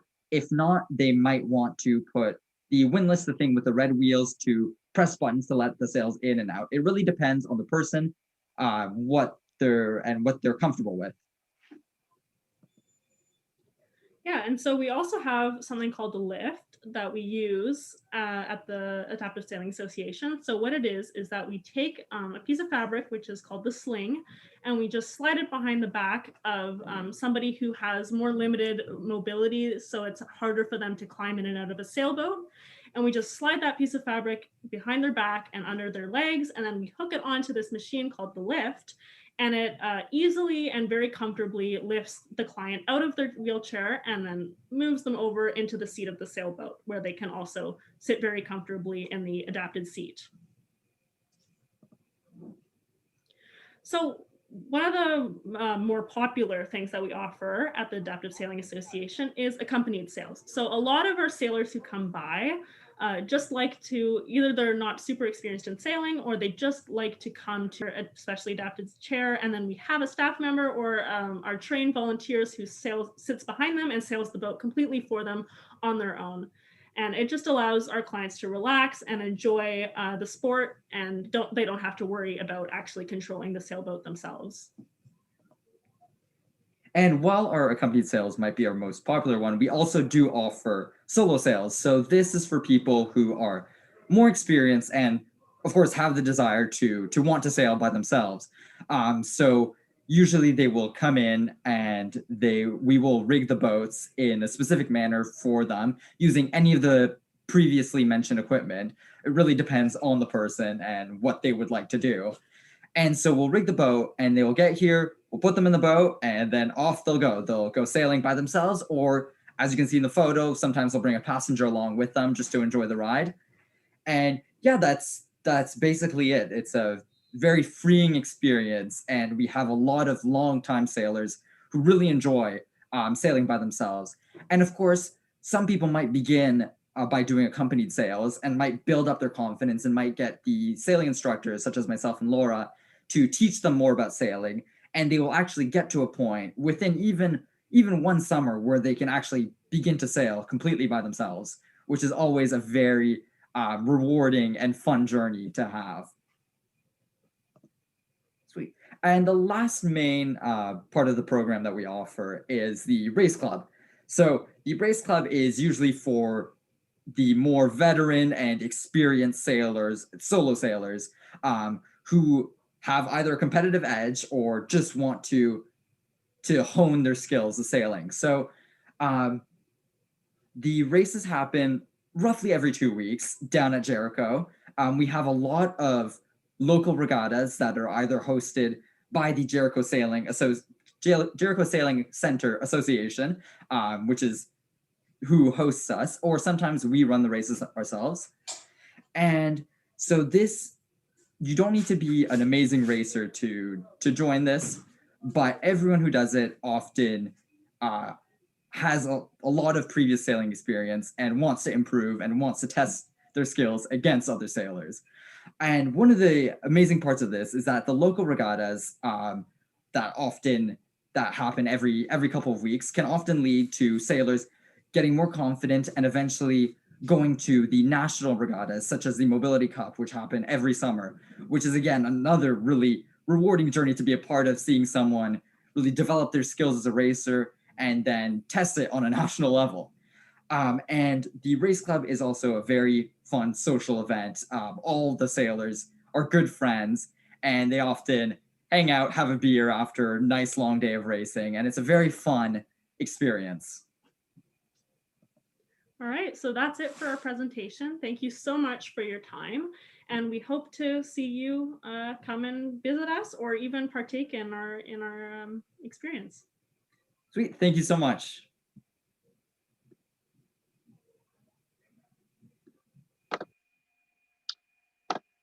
All right, so that was our Adapted Sailing Association chapter in Vancouver. I believe tomorrow there will be some time to listen to the chapter that exists in Kelowna, so that's exciting. And yeah, with the Okanagan, I think it's time to take a look at Agur Lake Camp, which is the only fully accessible camp in British Columbia. And yeah, let's just get a little tour of what that looks like, and it's located in Summerland, BC.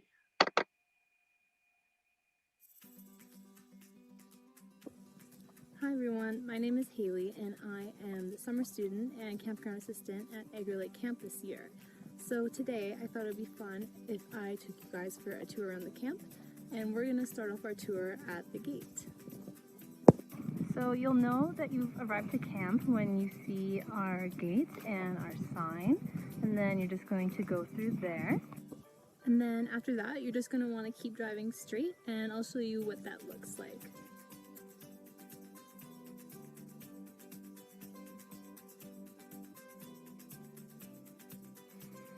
And as you can see by these signs here, you're going to keep driving straight along this gravel road to get to your cabins, but for right now we'll take a quick pit stop at the Dave's area. And here you can see the paved path from the Biffy all the way over to our shaded pavilion right over there. And as a quick overview of everything that we have here, here is the volleyball net. And from the basketball hoop, you can see we have horseshoes right over here. And then here we have a sort of merry-go-round spinning thing. And after that, you can see we have a fire pit. So we can light this fire pit upon your request. And there is also roasting sticks beside it. And across from this fire pit, you can see we have multiple swings, as well as picnic tables, as well as the overview of our shaded pavilion and a barbecue to the left that you can use. So beside the pavilion, we also have these swings and some stairs over here, which will lead up to the Biffy. So now we've reached the Biffy, which has 2 open toilets, but your cabins will have flushable toilets. So this pretty much wraps up the day use area. There is a paved path behind me, but we'll get to that later on in the tour. And for right now, we'll keep driving up that gravel road.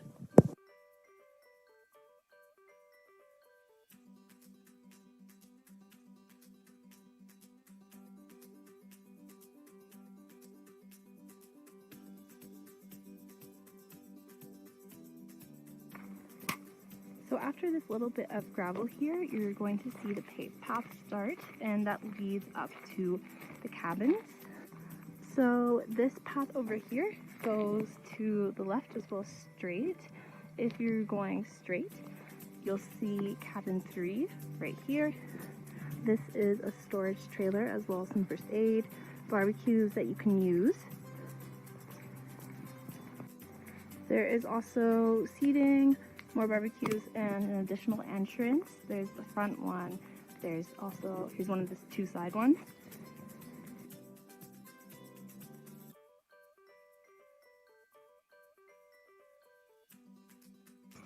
And the view from the porches pretty much looks like this. See the lake? And also you can see down there the path that goes to the left that we could have taken back there. I'll show you what that looks like now.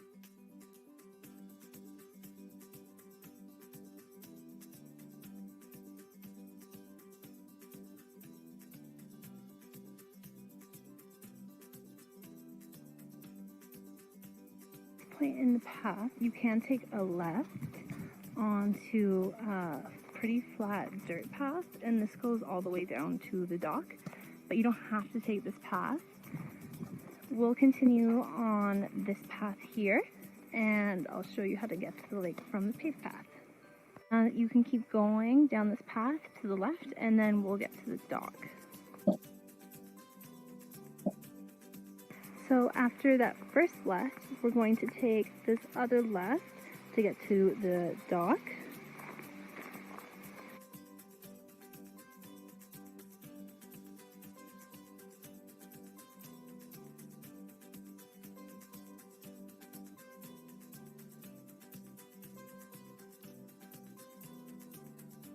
Here is that dirt path I was talking about that led to the dock. It's right here, ends right here. And now we've arrived. And then here is the dock.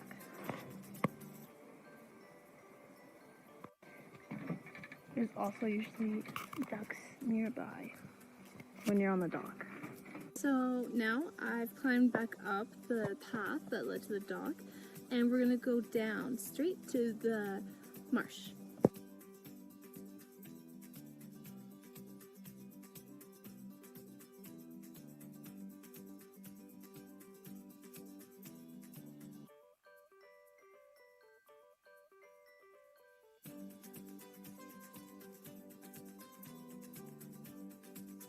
So now we're coming up to a point where you can continue along this gravel path here. You go all the way around, or you can take a fun little shortcut across the boardwalk.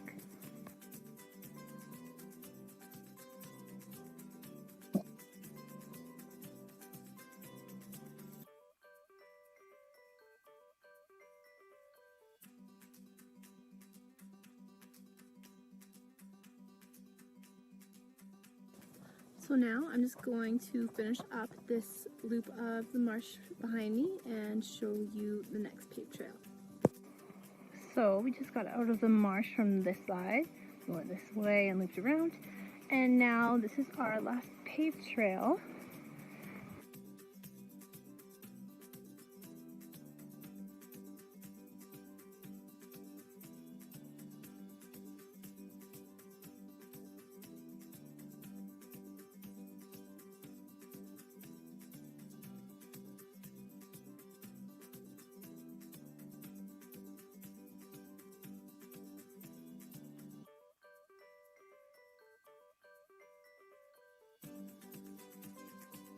And now we've reached the little loop part of the trail right here. So you can just walk around it if you want. So this is pretty much the end of the loop trail or Serenity Trail, and now we'll just head back and then go back up the paved trails to the Days area. So now I've made it back to this point here. Head back up this path to get back to the Days area.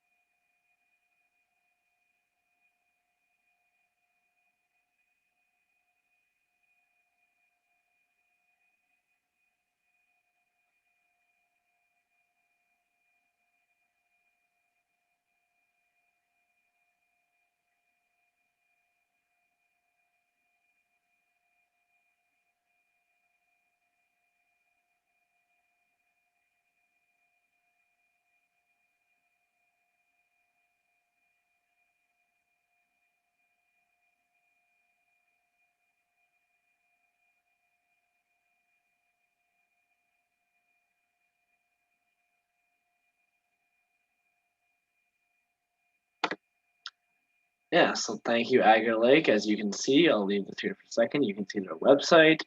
And yeah, I gotta say, those cabins look a lot better than the cabins where I went to summer camp. So that concludes my presentation, and I'll pass it on to Sasha now. Awesome. Thank you so much, Simon. That was awesome. And I will now share my screen to talk a little bit more about one of the Disability Foundation's associated societies, the Disabled Independent Gardeners Association, or DIGA. And just give me a moment here.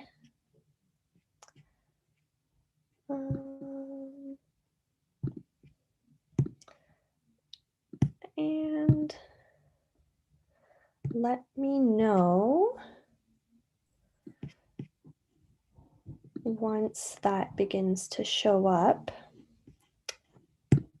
I'll just go to slideshow. Oops, come on, hide it. There you go. And there we go. I'm doing a little special setup that shares portion of the screen. Okay, perfect. I think we are. You're good, Sasha. Go. Perfect. All right. So, hi, my name is Sasha, and I'm the assistant coordinator for the 2021 summer programs that DIGA is offering. Together with my coworkers, I plan and organize accessible gardening opportunities for over 45 active members here in Metro Vancouver. From putting on virtual gardening workshops and coordinating volunteer meetups to amending soil and overseeing repairs and installation of drip irrigation, my first priority is always to the members that we serve in our community. So DIGA was originally established in 1987 by a Vancouver Island resident by the name of Barbara Rayner. Barbara, who lived with arthritis, found that gardening allowed her to focus on something outside of herself. She noticed that while tending to her plants, she forgot about her disability and just enjoyed her surroundings. This epiphany birthed the organization, which started with a single plot in her local community garden. Her mission was to help those with disabilities overcome their own barriers and experience the joy of gardening. And in 2003, Sam Sullivan, who was the founder of the Disability Foundation, took over the society and brought it to the Lower Mainland, where we are currently active today. DIGA offers several programs, services, and opportunities for anyone wishing to become more active in their community and experience the multitude of therapeutic benefits that gardening provides. So in addition to our community gardening program, we offer a variety of both in-person and virtual gardening-related workshops, as well as guided tours and field trips for our members. Previously, these workshops and tours were held in person, but with the ongoing COVID pandemic, we have successfully adapted our programming to a virtual platform by launching our online gardening series, which is called Growable.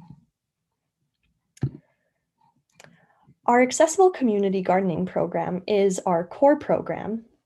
As of 2020, we occupied plots in 7 community gardens around Vancouver, but as of this May, we are super excited to announce that renovations at the GF Strawn Rehabilitation Center are almost completed, and this courtyard garden will become our 8th occupied garden.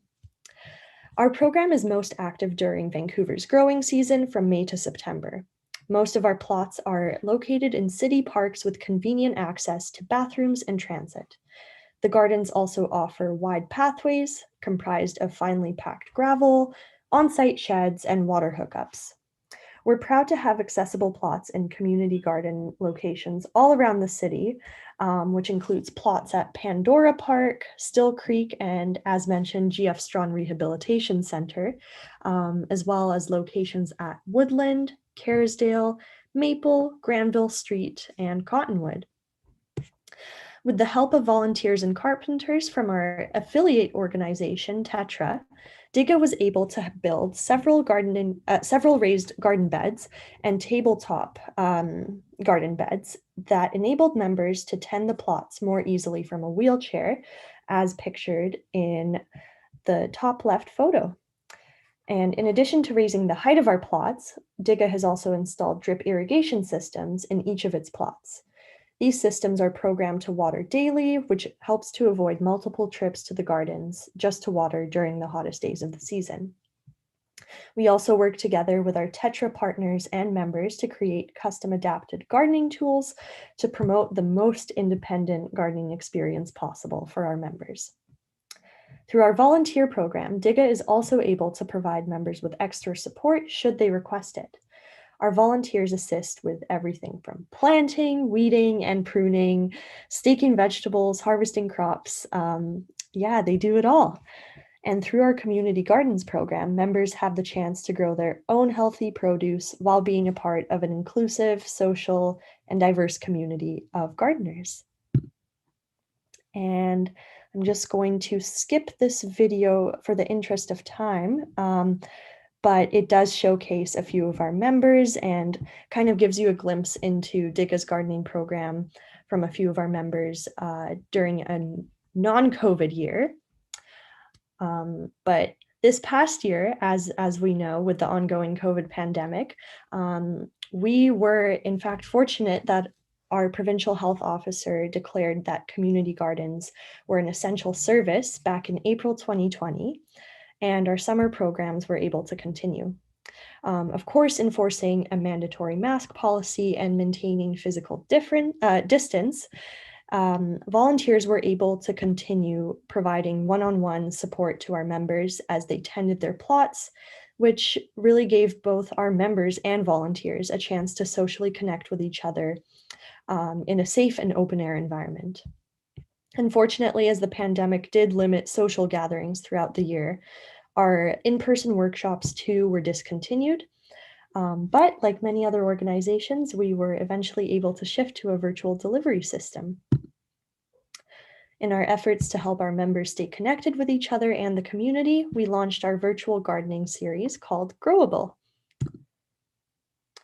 So with Growable, we featured various gardening experts as they discuss seasonal topics in Zoom presentations. Workshops in the series have included topics such as guerrilla gardening, herb gardening, horticultural therapy, and so much more. The benefit of going virtual is that we can now impact even more people, including those living outside of the Lower Mainland and across Canada. So we definitely hope to keep this program going even after the public health risks have subsided. And if you're interested in viewing our previous Growable presentations, make sure to check out our playlist on the Disability Foundation YouTube channel. Anyone is welcome to attend these workshops, and to attend one, all you have to do is visit our website to register. We also welcome anyone who has a passion for gardening, nature, anything in between, to share their knowledge with our members through a Zoom workshop. And if that sounds like something that you're interested in, just ask us and we can help you turn your workshop dreams into reality. And now I'm going to talk a little bit about our at-home gardening program. So this is a program that has arisen out of the challenges of navigating the pandemic this past year, and just how this experience has shone a light on those with compromised immunities. So with that insight came our latest innovation in accessible gardening, which is our mobile raised self-watering planter. So this planter is set to be the cornerstone of our new home gardening program, which is set to officially launch early next spring to our members in the Lower Mainland. These photos show what the prototype currently looks like. And with this program, we aim to reach those with limited access to our in-person programs or those who do not have an accessible home gardening space of their own. The current prototype allows for a variety of herbs, flowers, and vegetables to be grown on a deck or a patio. The self-watering system introduces water from below the soil layer, and it absorbs it up through this layer via capillary action. And this method actually conserves water and ensures that the moisture stays at the roots. This program will also provide one-on-one support and home delivery. We hope to eventually make this program accessible for those outside of the Lower Mainland and potentially across Canada as well. And among the many action items in our 5-year plan is to build a fully accessible member-run greenhouse. So this project will help us to extend our engagement with members throughout the winter after the growing season comes to an end. And we hope that in establishing a greenhouse, we'll be able to promote food security, give back to the community by donating produce to local food banks and other related charities. And we also hope to incorporate educational opportunities into the establishment of the greenhouse. So make sure to stay tuned for more information and updates on that as they come. And of course, DIGA and the Disability Foundation are always looking for ways to expand our programming, and you can help. If you live in the Lower Mainland, consider volunteering with our members in the community gardens or hosting your own workshop. And of course, we are looking to expand out past the Lower Mainland. So if starting your own chapter of DIGA in your community sounds like something that you'd love to be a part of, let us know. You can reach out to us over social media or on our website. And here's our social media handles. So you can find us through the Disability Foundation's Twitter profile or at our own Facebook and Instagram pages. Regardless of your gardening experience or knowledge, there's always something for everyone. Thank you so much for listening and joining us at the Roadshow today.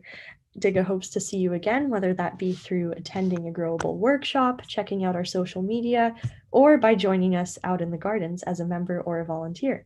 We hope you're as excited as we are to watch DIGA grow.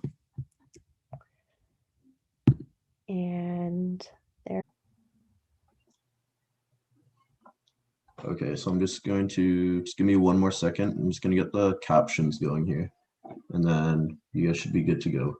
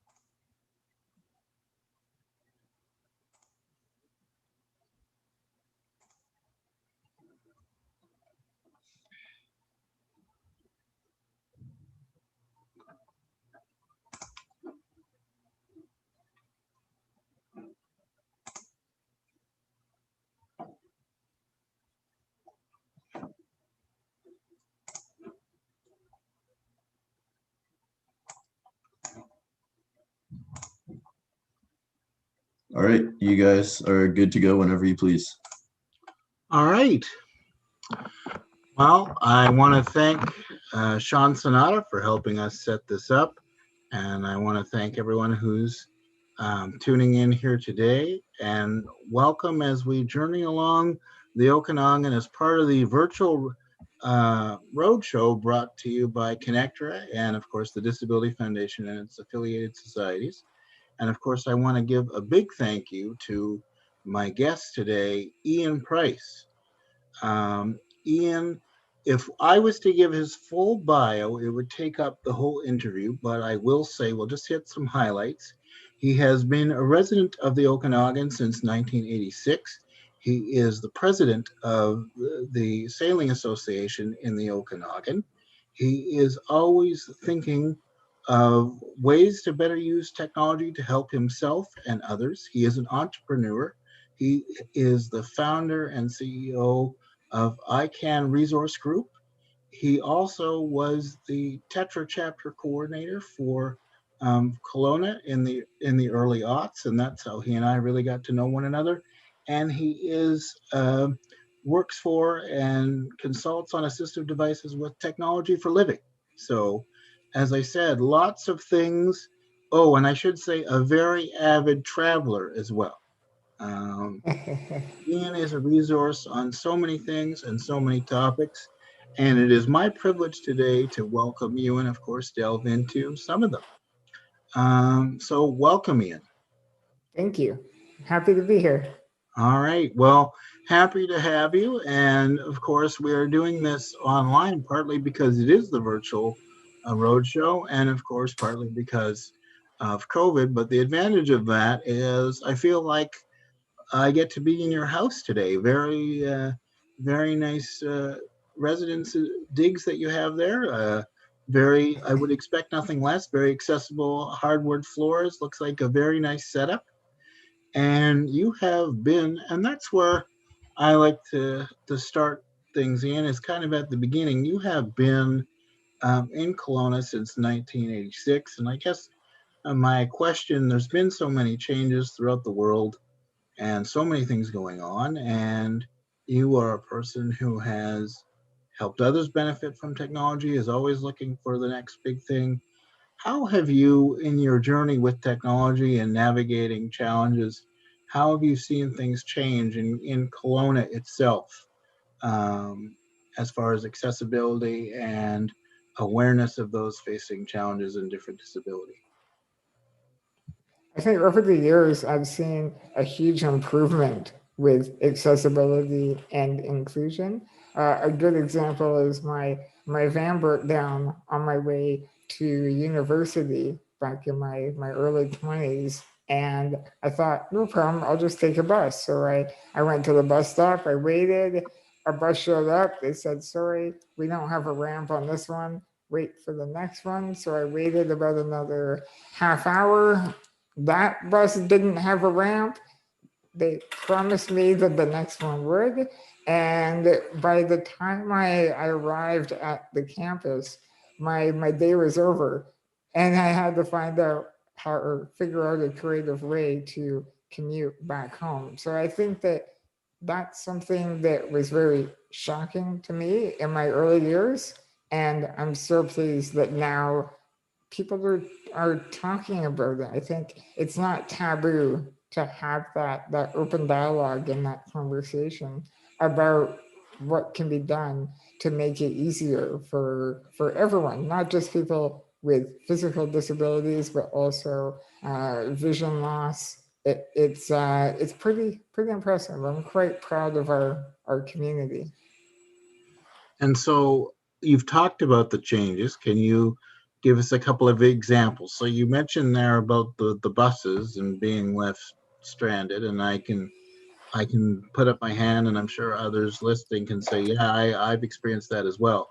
So how have things improved? Are the buses better? If your main mode of transportation was to break down, could you rely on public transit to get you somewhere now on time?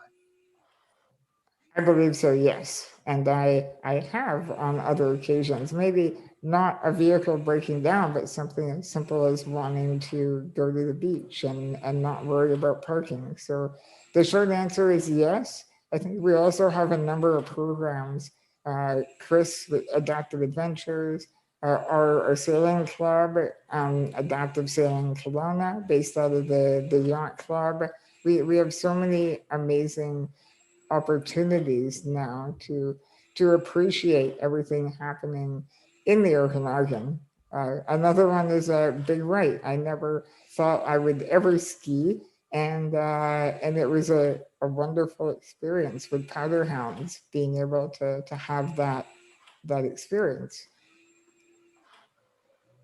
So I want to just touch on something because when I did your bio, I mentioned you've lived in Kelowna since 1986, correct? Yes. And we mentioned that you are passionate about sailing. So there's great synergy in that date and sailing. Because in 1986, Rick Hansen had finished his Man in Motion World Tour, and he got given a boat by the British Prime Minister at the time, Margaret Thatcher. And basically Rick took that boat and said, thank you very much. It was a sailboat. And how the story goes is years later, Sam said, Rick, what are you doing with that boat? Can I borrow it? Can I take it out for a spin? And Rick said, Sam, I'm busy. I'll do you one better. I'll give it to you, but you got to start a society that enables people with disabilities to go sailing. So in 1986, Rick was getting the boat, and then later on, around 89, it's given to Sam, and then sailing chapters opened up throughout Canada and definitely in BC. And so it's kind of ironic, you're in Kelowna the same year that Rick Hansen finishes his Man in Motion World Tour and gets that boat. And over the years, I know you have been more and more active with disabled sailing. So two things I want to ask you. You recently have become the president of the club, correct? That's correct. And one thing I know about you, if you are passionate about something, you get involved. But for those who might want to know how you become the president of a sailing club, or how you go from just being a member and a sailor to moving up, or how to get more involved, what steps did you take to get into that position? It's all about passion and dedication. I had never sailed. I showed up. Actually, I met Hans, who was the president at that time, and he was very persistent in a good way that I tried out. And after being in the boat the first time, I was hooked. And from that point, I started attending meetings, started attending AGMs.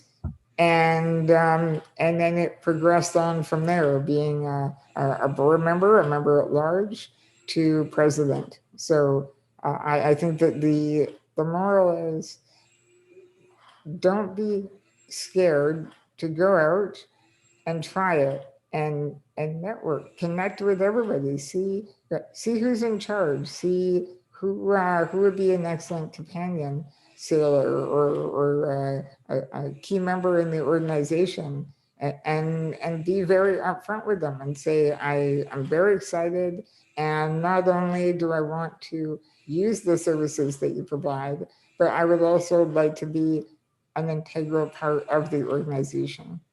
And more often than not, people are very welcoming because they're like-minded individuals. They also want to see people succeed. So do you make people call you El Presidente now, or Mr. President? No, absolutely not. Okay. So just for those, because this is part of the reason why we're doing this, is to create a little awareness about the community. For those who don't know, the sailing that is done is very unique. Can you describe where the sailing takes place? And technology is a huge part of everything you do, and that includes sailing. And I know you were excited to talk about some adaptations in the boat that you use. So can you describe just kind of where the sailing takes place, how people get into the boat, and how you can sail a sailboat independently for those who might not know? Absolutely. So we have a number of Martin 16 sailboats. It's a 16-foot boat, and it can hold 2 people. So the person in control is typically in the front, and then their assistant or co-pilot is in the rear. And everybody has a different way of operating the boat. One, which is the most straightforward, is using ropes and pulley systems. Another way is a joystick, very similar to a wheelchair joystick. We also have some sip and puff devices. So if you are not familiar with that, it's 2 straws, and you suck and blow on the straws, and it will move the tiller or the winch to bring the sails in and out. So lots of different ways. We're very proud of being so creative with how to help somebody maximize their independence in the boat. Now, getting onto the boat can be a bit of a challenge for somebody like myself who can't transfer independently. So I have a seat that was made for me that I'll be honest, I actually made it for skydiving and 4x4ing. And so this is a perfect fit for my adventurous side. And so that seat is placed on a chair on the dock. And then we have a lift that will pick me up and then lower me into the boat. And there are a lot of extra obstacles. I won't lie, I'm pretty high maintenance. Being on a ventilator and not being able to swallow or move anything but my thumbs can be quite a challenge. So over the years, we found safe and creative ways to make it possible for myself and others like me to have that independence. Can you describe that a little bit? Because I think, like, even myself, and I'm familiar with your abilities out on the water, it's always amazing to hear. I think most people think, but water and ventilators don't mix. So how can you be safe and how can you feel safe in a boat? How does, in your own words, for your, as you said, the high maintenance needs that you have, how is your ventilator protected? How are you protected in the boat? Well, the ventilator is positioned and strapped down to a very safe spot, one of the most dry areas on the boat, because that would be that wouldn't be good if the ventilator were to get wrecked.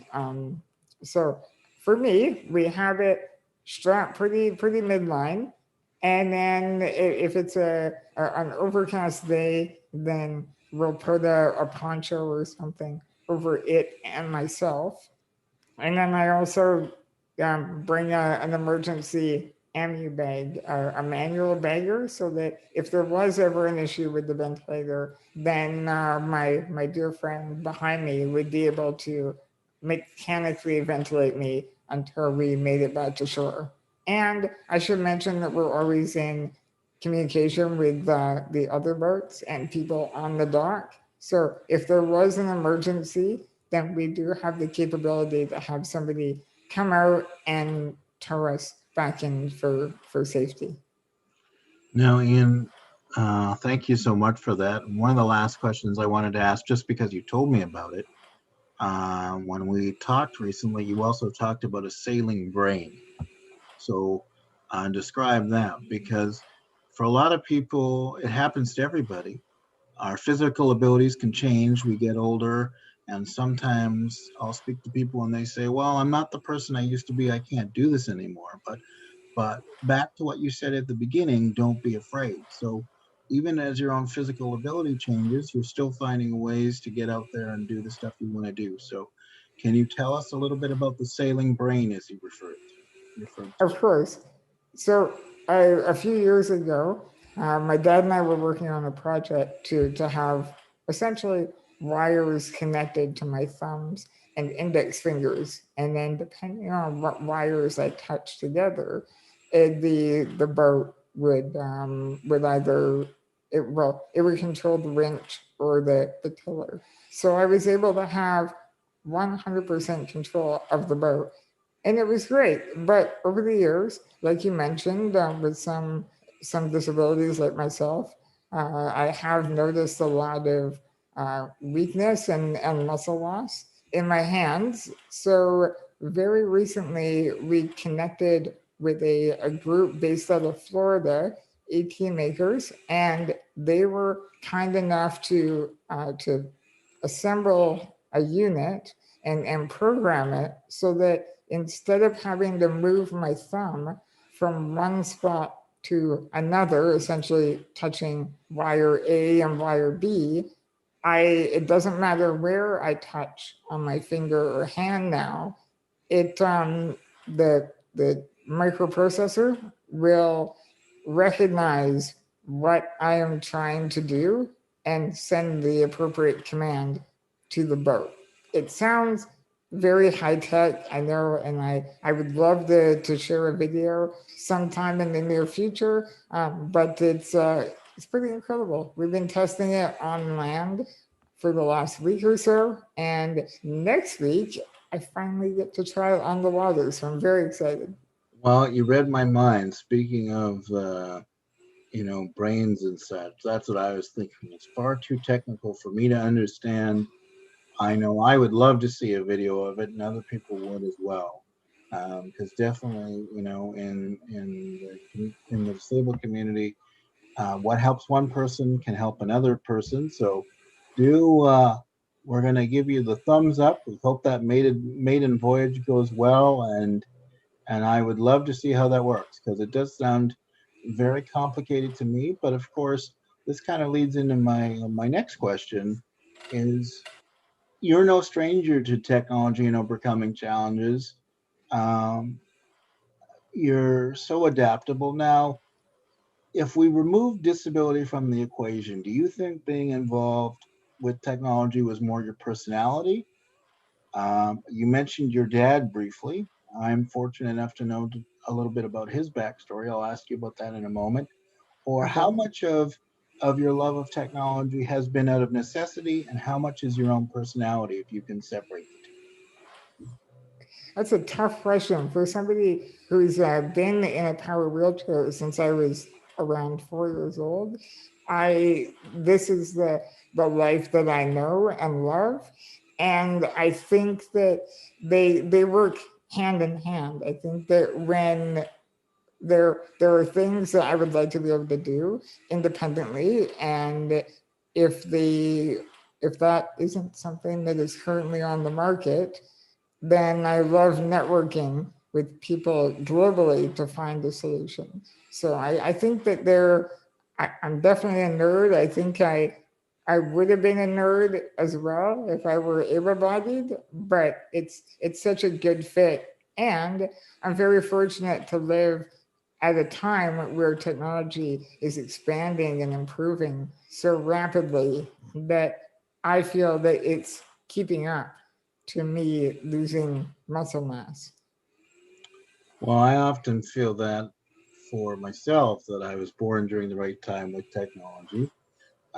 Now, I do want to mention that's how you and I originally met. You talked about how you love collaborating with people and getting feedback and getting things removed out of the way. As some of our audience might know, there also is a Tetra chapter in Kelowna, and you used to be the coordinator of Tetra. And what Tetra tries to do is connect with people like yourself who see a challenge but know there needs to be a solution. And then we have technically skilled volunteers to try and remove that challenge. I believe the volunteers of the Kelowna chapter put many hours into your sailing seat. Is that not correct?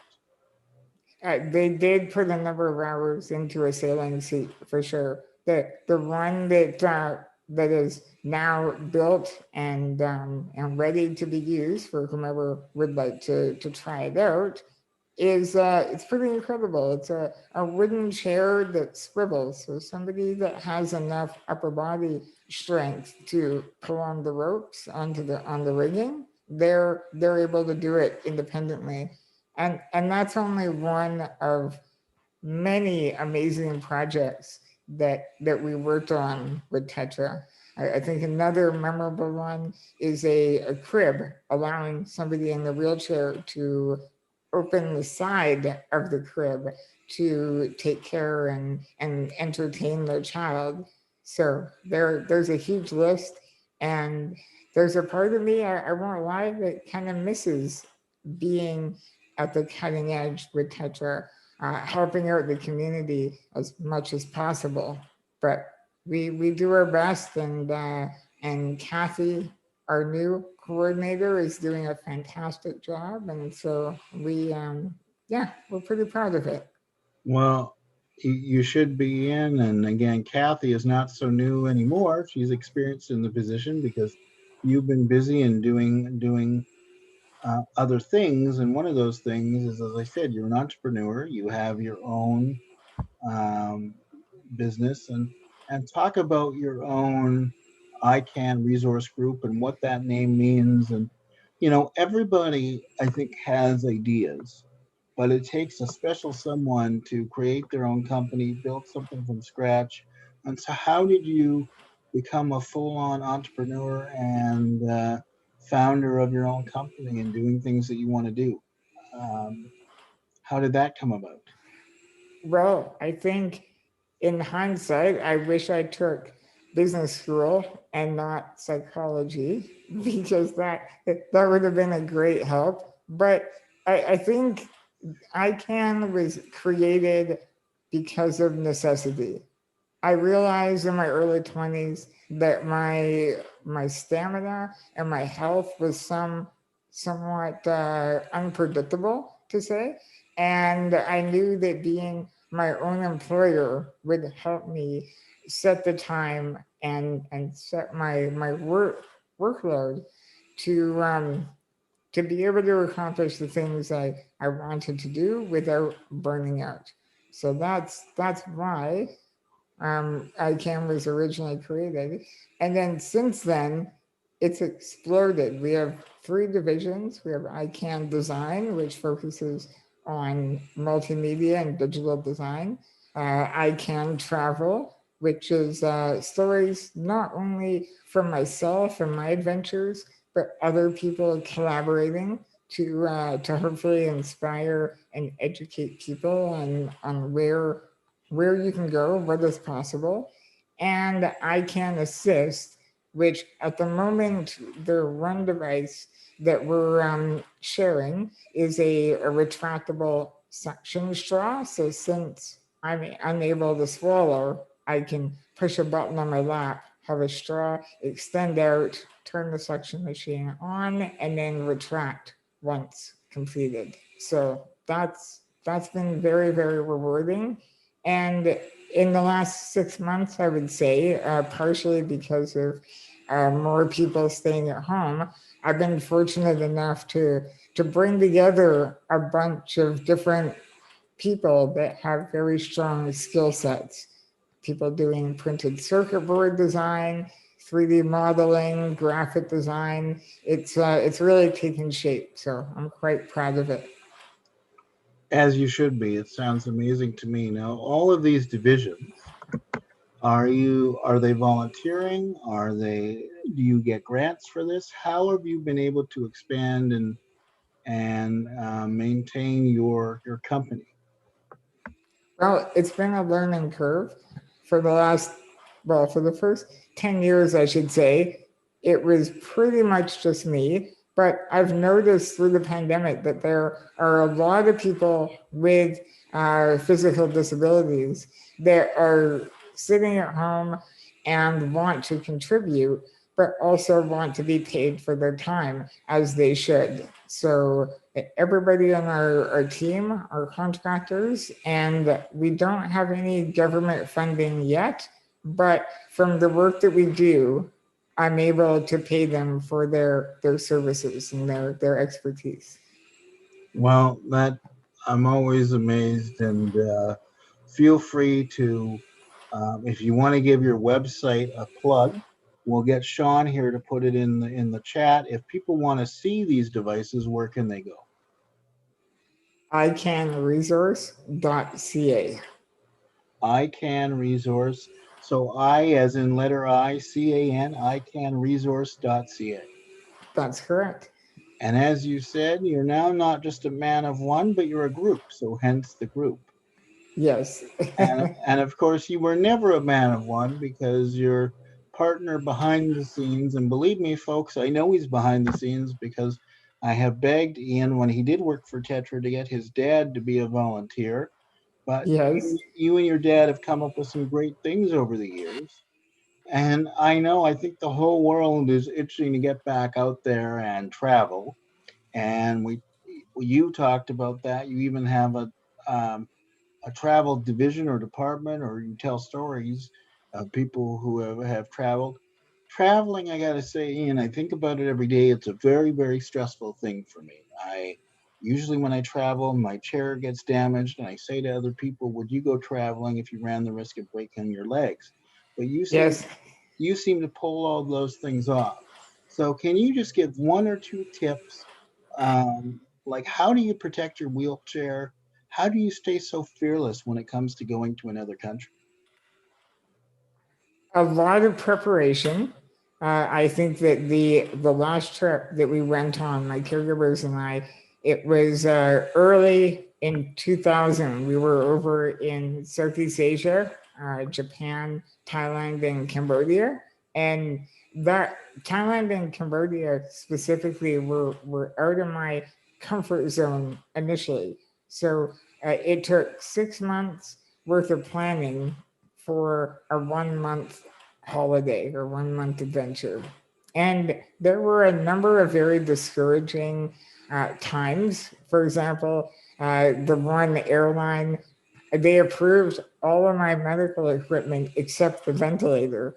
And they didn't understand that I needed to have the ventilator connected to me for the entire flight. And they just kept saying over and over, I'm so sorry, but you can't have your ventilator on the aircraft. So things like that are very disheartening, and it just takes time and patience. And then getting back to how to try to keep my wheelchair as safe as possible. My dad created a shipping crate out of a pallet and plywood. And so even though it is a large item to bring with you traveling, it gives me that peace of mind that once the wheelchair is in the crate, they can forklift it onto the aircraft. They could, not that I would recommend it, but they could probably even drop it and the wheelchair would be relatively safe. So that, I think that you're right. Number one, the wheelchair, and then number two, just make sure you do your due diligence and ask the important questions. So I just had a couple of follow-up questions. I wanted Sure. to go back to, you said it was frustrating. They weren't listening to you. They didn't want you to let you on with the ventilator. How did you overcome that? Did you just show up there and say, I bought this ticket, I'm getting on this plane? How did you There, eventually get them to come around? okay, so I was on the phone with them every night for about 2 weeks. That was it. It was just ongoing persistence of what do you need to approve this? What documentation would change your mind? Who do I have to speak with in upper management to better understand where the issue lies? And it turned out at the very end, it was simply a language barrier where they didn't fully understand the type of batteries that my ventilator used. And even though I sent them pictures and user manuals and all the documentation I could think of, that was the big issue. And so what I'm taking away from that is that no doesn't mean no. It just means no right now, or that somebody doesn't understand. Yes, additional information required.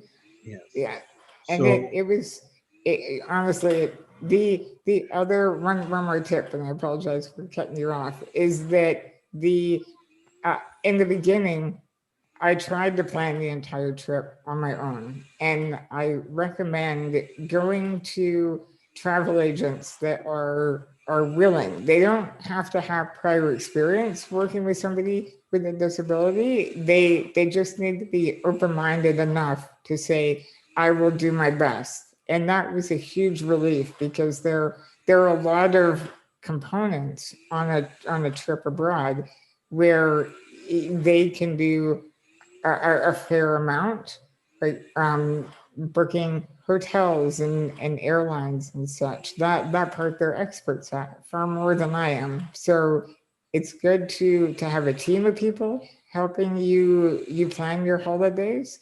And again, don't get discouraged. Some travel agencies said that Tokyo wasn't wheelchair accessible and they wanted nothing to do with my trip.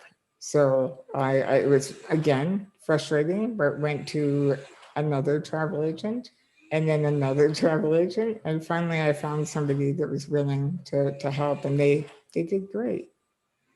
Awesome. And Ian, no need to apologize. That's what I was going to ask anyway. For somebody listening, on your website, can they get these tips? Is there a list? Like, you've amassed this knowledge over years, but is there a way that we can kind of harness that Ean Price knowledge and read about it ourselves? That's something that we are working on. I wanted to make it, coming back from Asia was really the moment of, I can't believe it took so long to plan a trip, and with a smile on my face, proud that nothing went wrong. Every contingency, every backup plan that we had, it worked. So right now, the website is giving, I would say, a bit of a teaser on the places that I've been, but in the near future, I'd like to expand on what the specifics were. If you run into a roadblock, then do this, or here's a supporting document that might help you on your travels. That's the plan with I Can Travel. Well, I would love that. And my advice is, because for me, living in a wheelchair is so second nature, and then you have to describe the parts to somebody who's scared to touch it. So even if you put a list of how to describe how to handle a chair, helpful tips of how to take out batteries, anything you could put together, Ian, I will be one of the ones to sign up. I just wanted to follow up on two things. I don't think our captions heard it. I saw across the caption they said Turkey, but just to clarify, your trip was to Tokyo.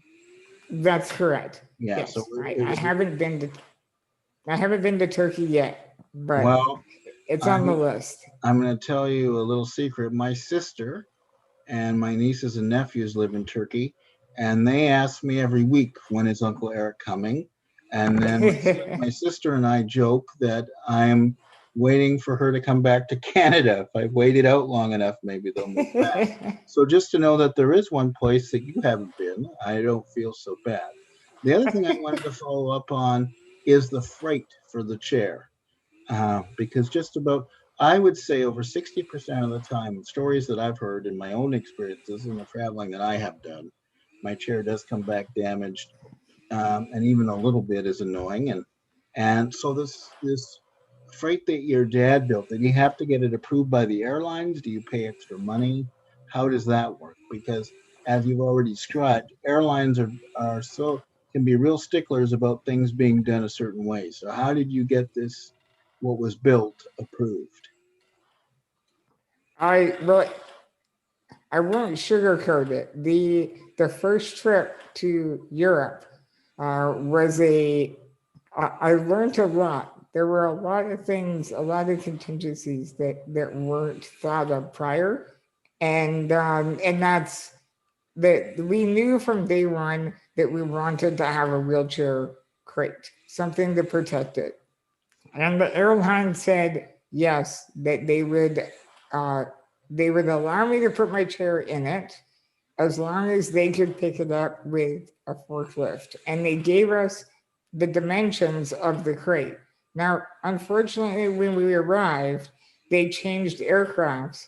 So now my crate was too tall. So over the years, we found constructive ways to reduce the size of anything, of everything, Eric. It's kind of like your first trip and you bring 10 suitcases, and then after the trip you look and you didn't open 3 of them. That's just kind of the nature of traveling, and I think that having a good working relationship with the airline and their air cargo people, because they're the ones that are going to be putting the wheelchair on the aircraft.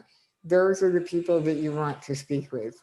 And after traveling a couple times, now I have a list of key managers that I speak with directly, and they know what to expect, and they do everything they can to make it as easy as possible.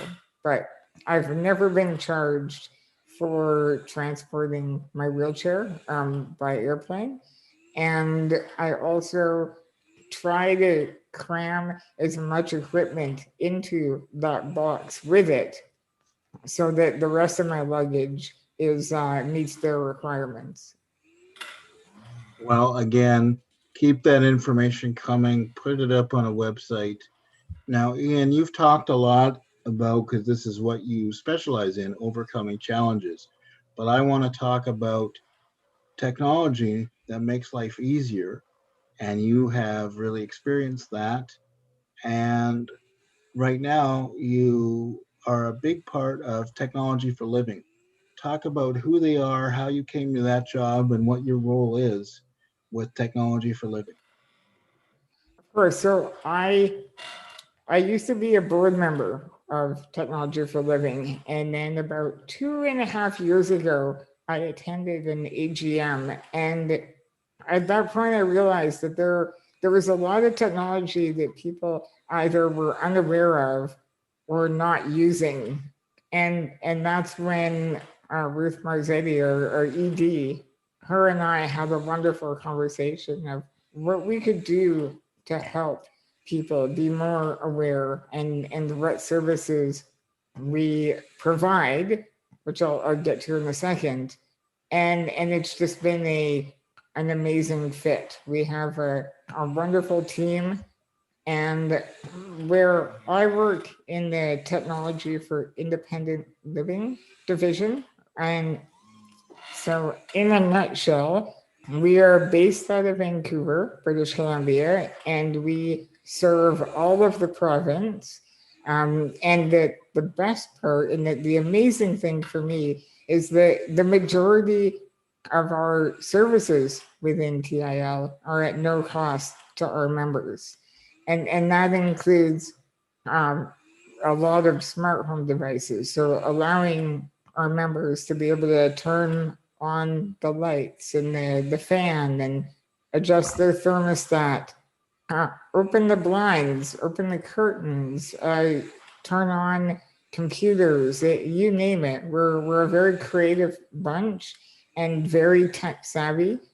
And that's the beauty, where we're able to come into a member's home or meet with them virtually and do an assessment of what would help benefit their lives. How could they be more independent in their home?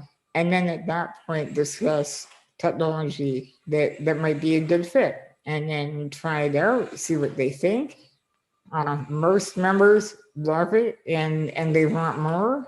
And if, for example, after a year or so, the technology isn't working for them as well, then we can have a technician do a reassessment and provide additional or replacement hardware. So how, if I was listening to this for the first time, first thing I would say is, what do you mean no cost? How can this be free? How is that possible? And how could I get my name on a list to try these things out? We are funded, some private, some ministry, and there is no waiting list. So if anybody watching this wants to go to technologyforliving.org, and you'll see a button at the top for environmental controls.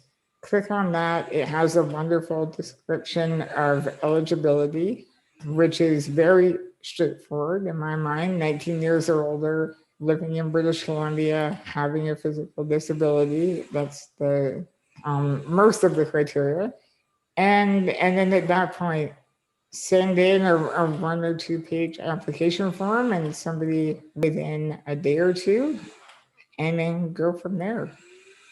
Well, that sounds great. I know lots of, when you're applying for things, the number one thing that scares people off is having to wait on hold or figure out forms. So the fact that it's so easy is just awesome. Now, one of the things, I'd be remiss if we didn't talk about it a little bit. How have you found working during COVID? Again, we spoke about off the top, through the Disability Foundation. We've done a lot more virtual content. You're always a person, Ian, that looks for the positives. What are some of the positives that you've experienced in this time of COVID-19?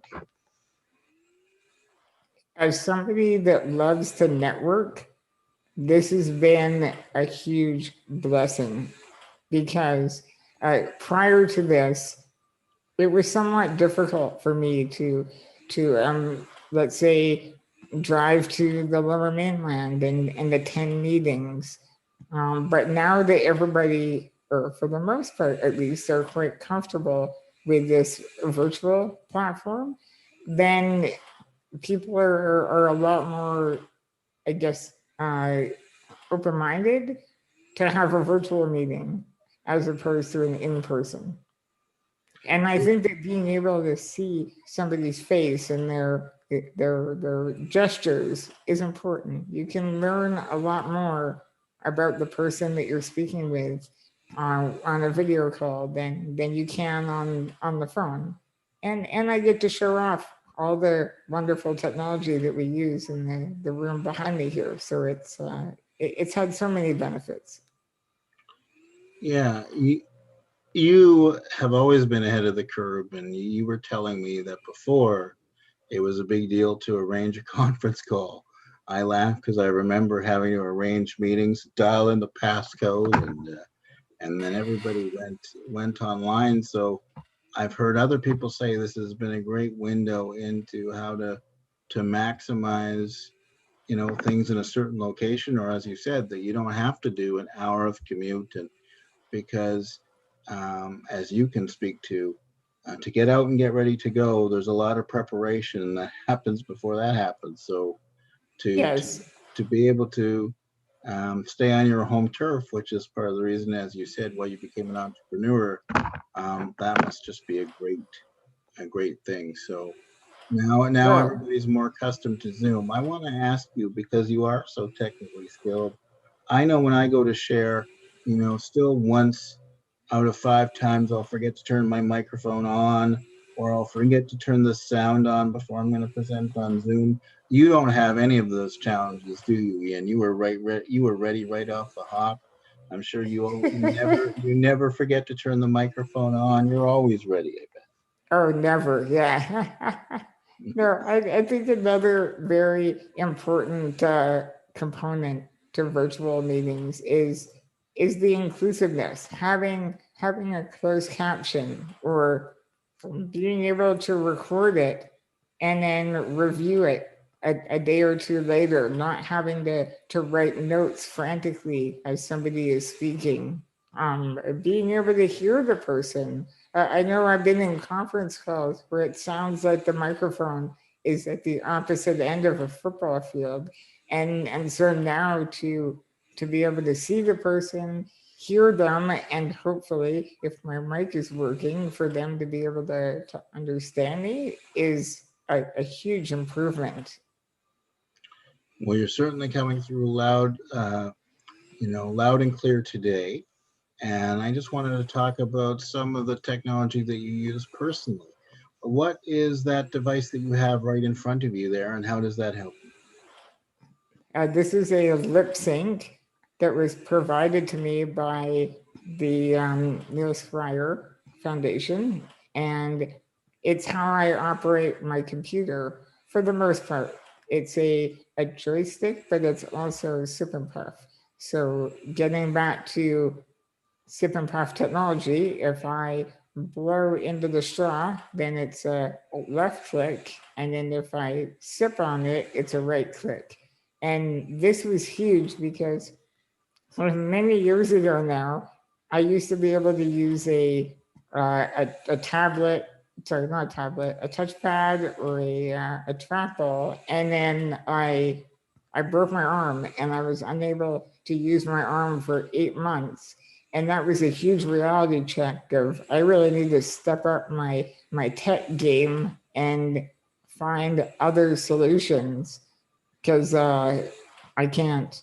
I couldn't go off work for 8 months. I would go crazy. So technology like this and Dragon naturally speaking, voice assistants such as Google and others, they're all I wish you could see what I see here, but it's a very well thought out but very complex setup that I have here in my home, and it allows me to be 100% independent pretty much anywhere in the house, which is really incredible. Something that I've never had the ability to do is let my caregiver take a nap or be busy with something else, and to be confident that I'm not going to need to rely on her every 20 minutes. So one of the things that I think is so amazing about what you just said is throughout our discussion, you have been open about your body physically getting weaker. But yet in this time that your body is getting weaker, you actually have more independence than you ever had before. Exactly. I'm able to open the blinds, turn on the fan, operate the computer. It's really answer my phone. I think that's a huge one. I think back of the years where my caregiver would have to hold a headset or a landline piece up to my ear, and now to just be able to give a voice command to make a phone call, send a text, adjust the thermostat. It gives me a lot of confidence in myself, and then I can use that confidence to succeed in life. What is one of the, how far do you think technology will go? What is one of the things, like myself, the disability I have a startle reflex, so driving independently is not for me. Do you think we'll live long enough again to see those self-driving cars or a hands-free car? I hope so, yes. I think that the technology is there for wheelchairs and motor vehicles of all sorts. I think that it is something that there are a lot of safety protocols that have to be put in place to prove that the technology is robust and safe. But yeah, I think so. Well, let's hope, and definitely, as we know, if it does happen, you'll be right on the cutting edge to give it a try. Now, I am not as tech savvy as you, so I mean this as a serious question. Which is better to use, Google or Alexa? Is there certain ones for home setups? What gets the Ean Price 5-star rating? I don't think any of them get a 5-star rating for me at the moment. I think that there is a lot of improvement that can be done, and it really depends on your voice pattern. Some people have an easier time communicating with Google devices. Other people have a better time with Apple or Amazon voice assistants. So I think that today, if I had to put money on it, that the Amazon, I'm trying not to say the trigger word to turn on everybody's house here, but I think that Amazon's ecosystem has the most functionality behind it at this point.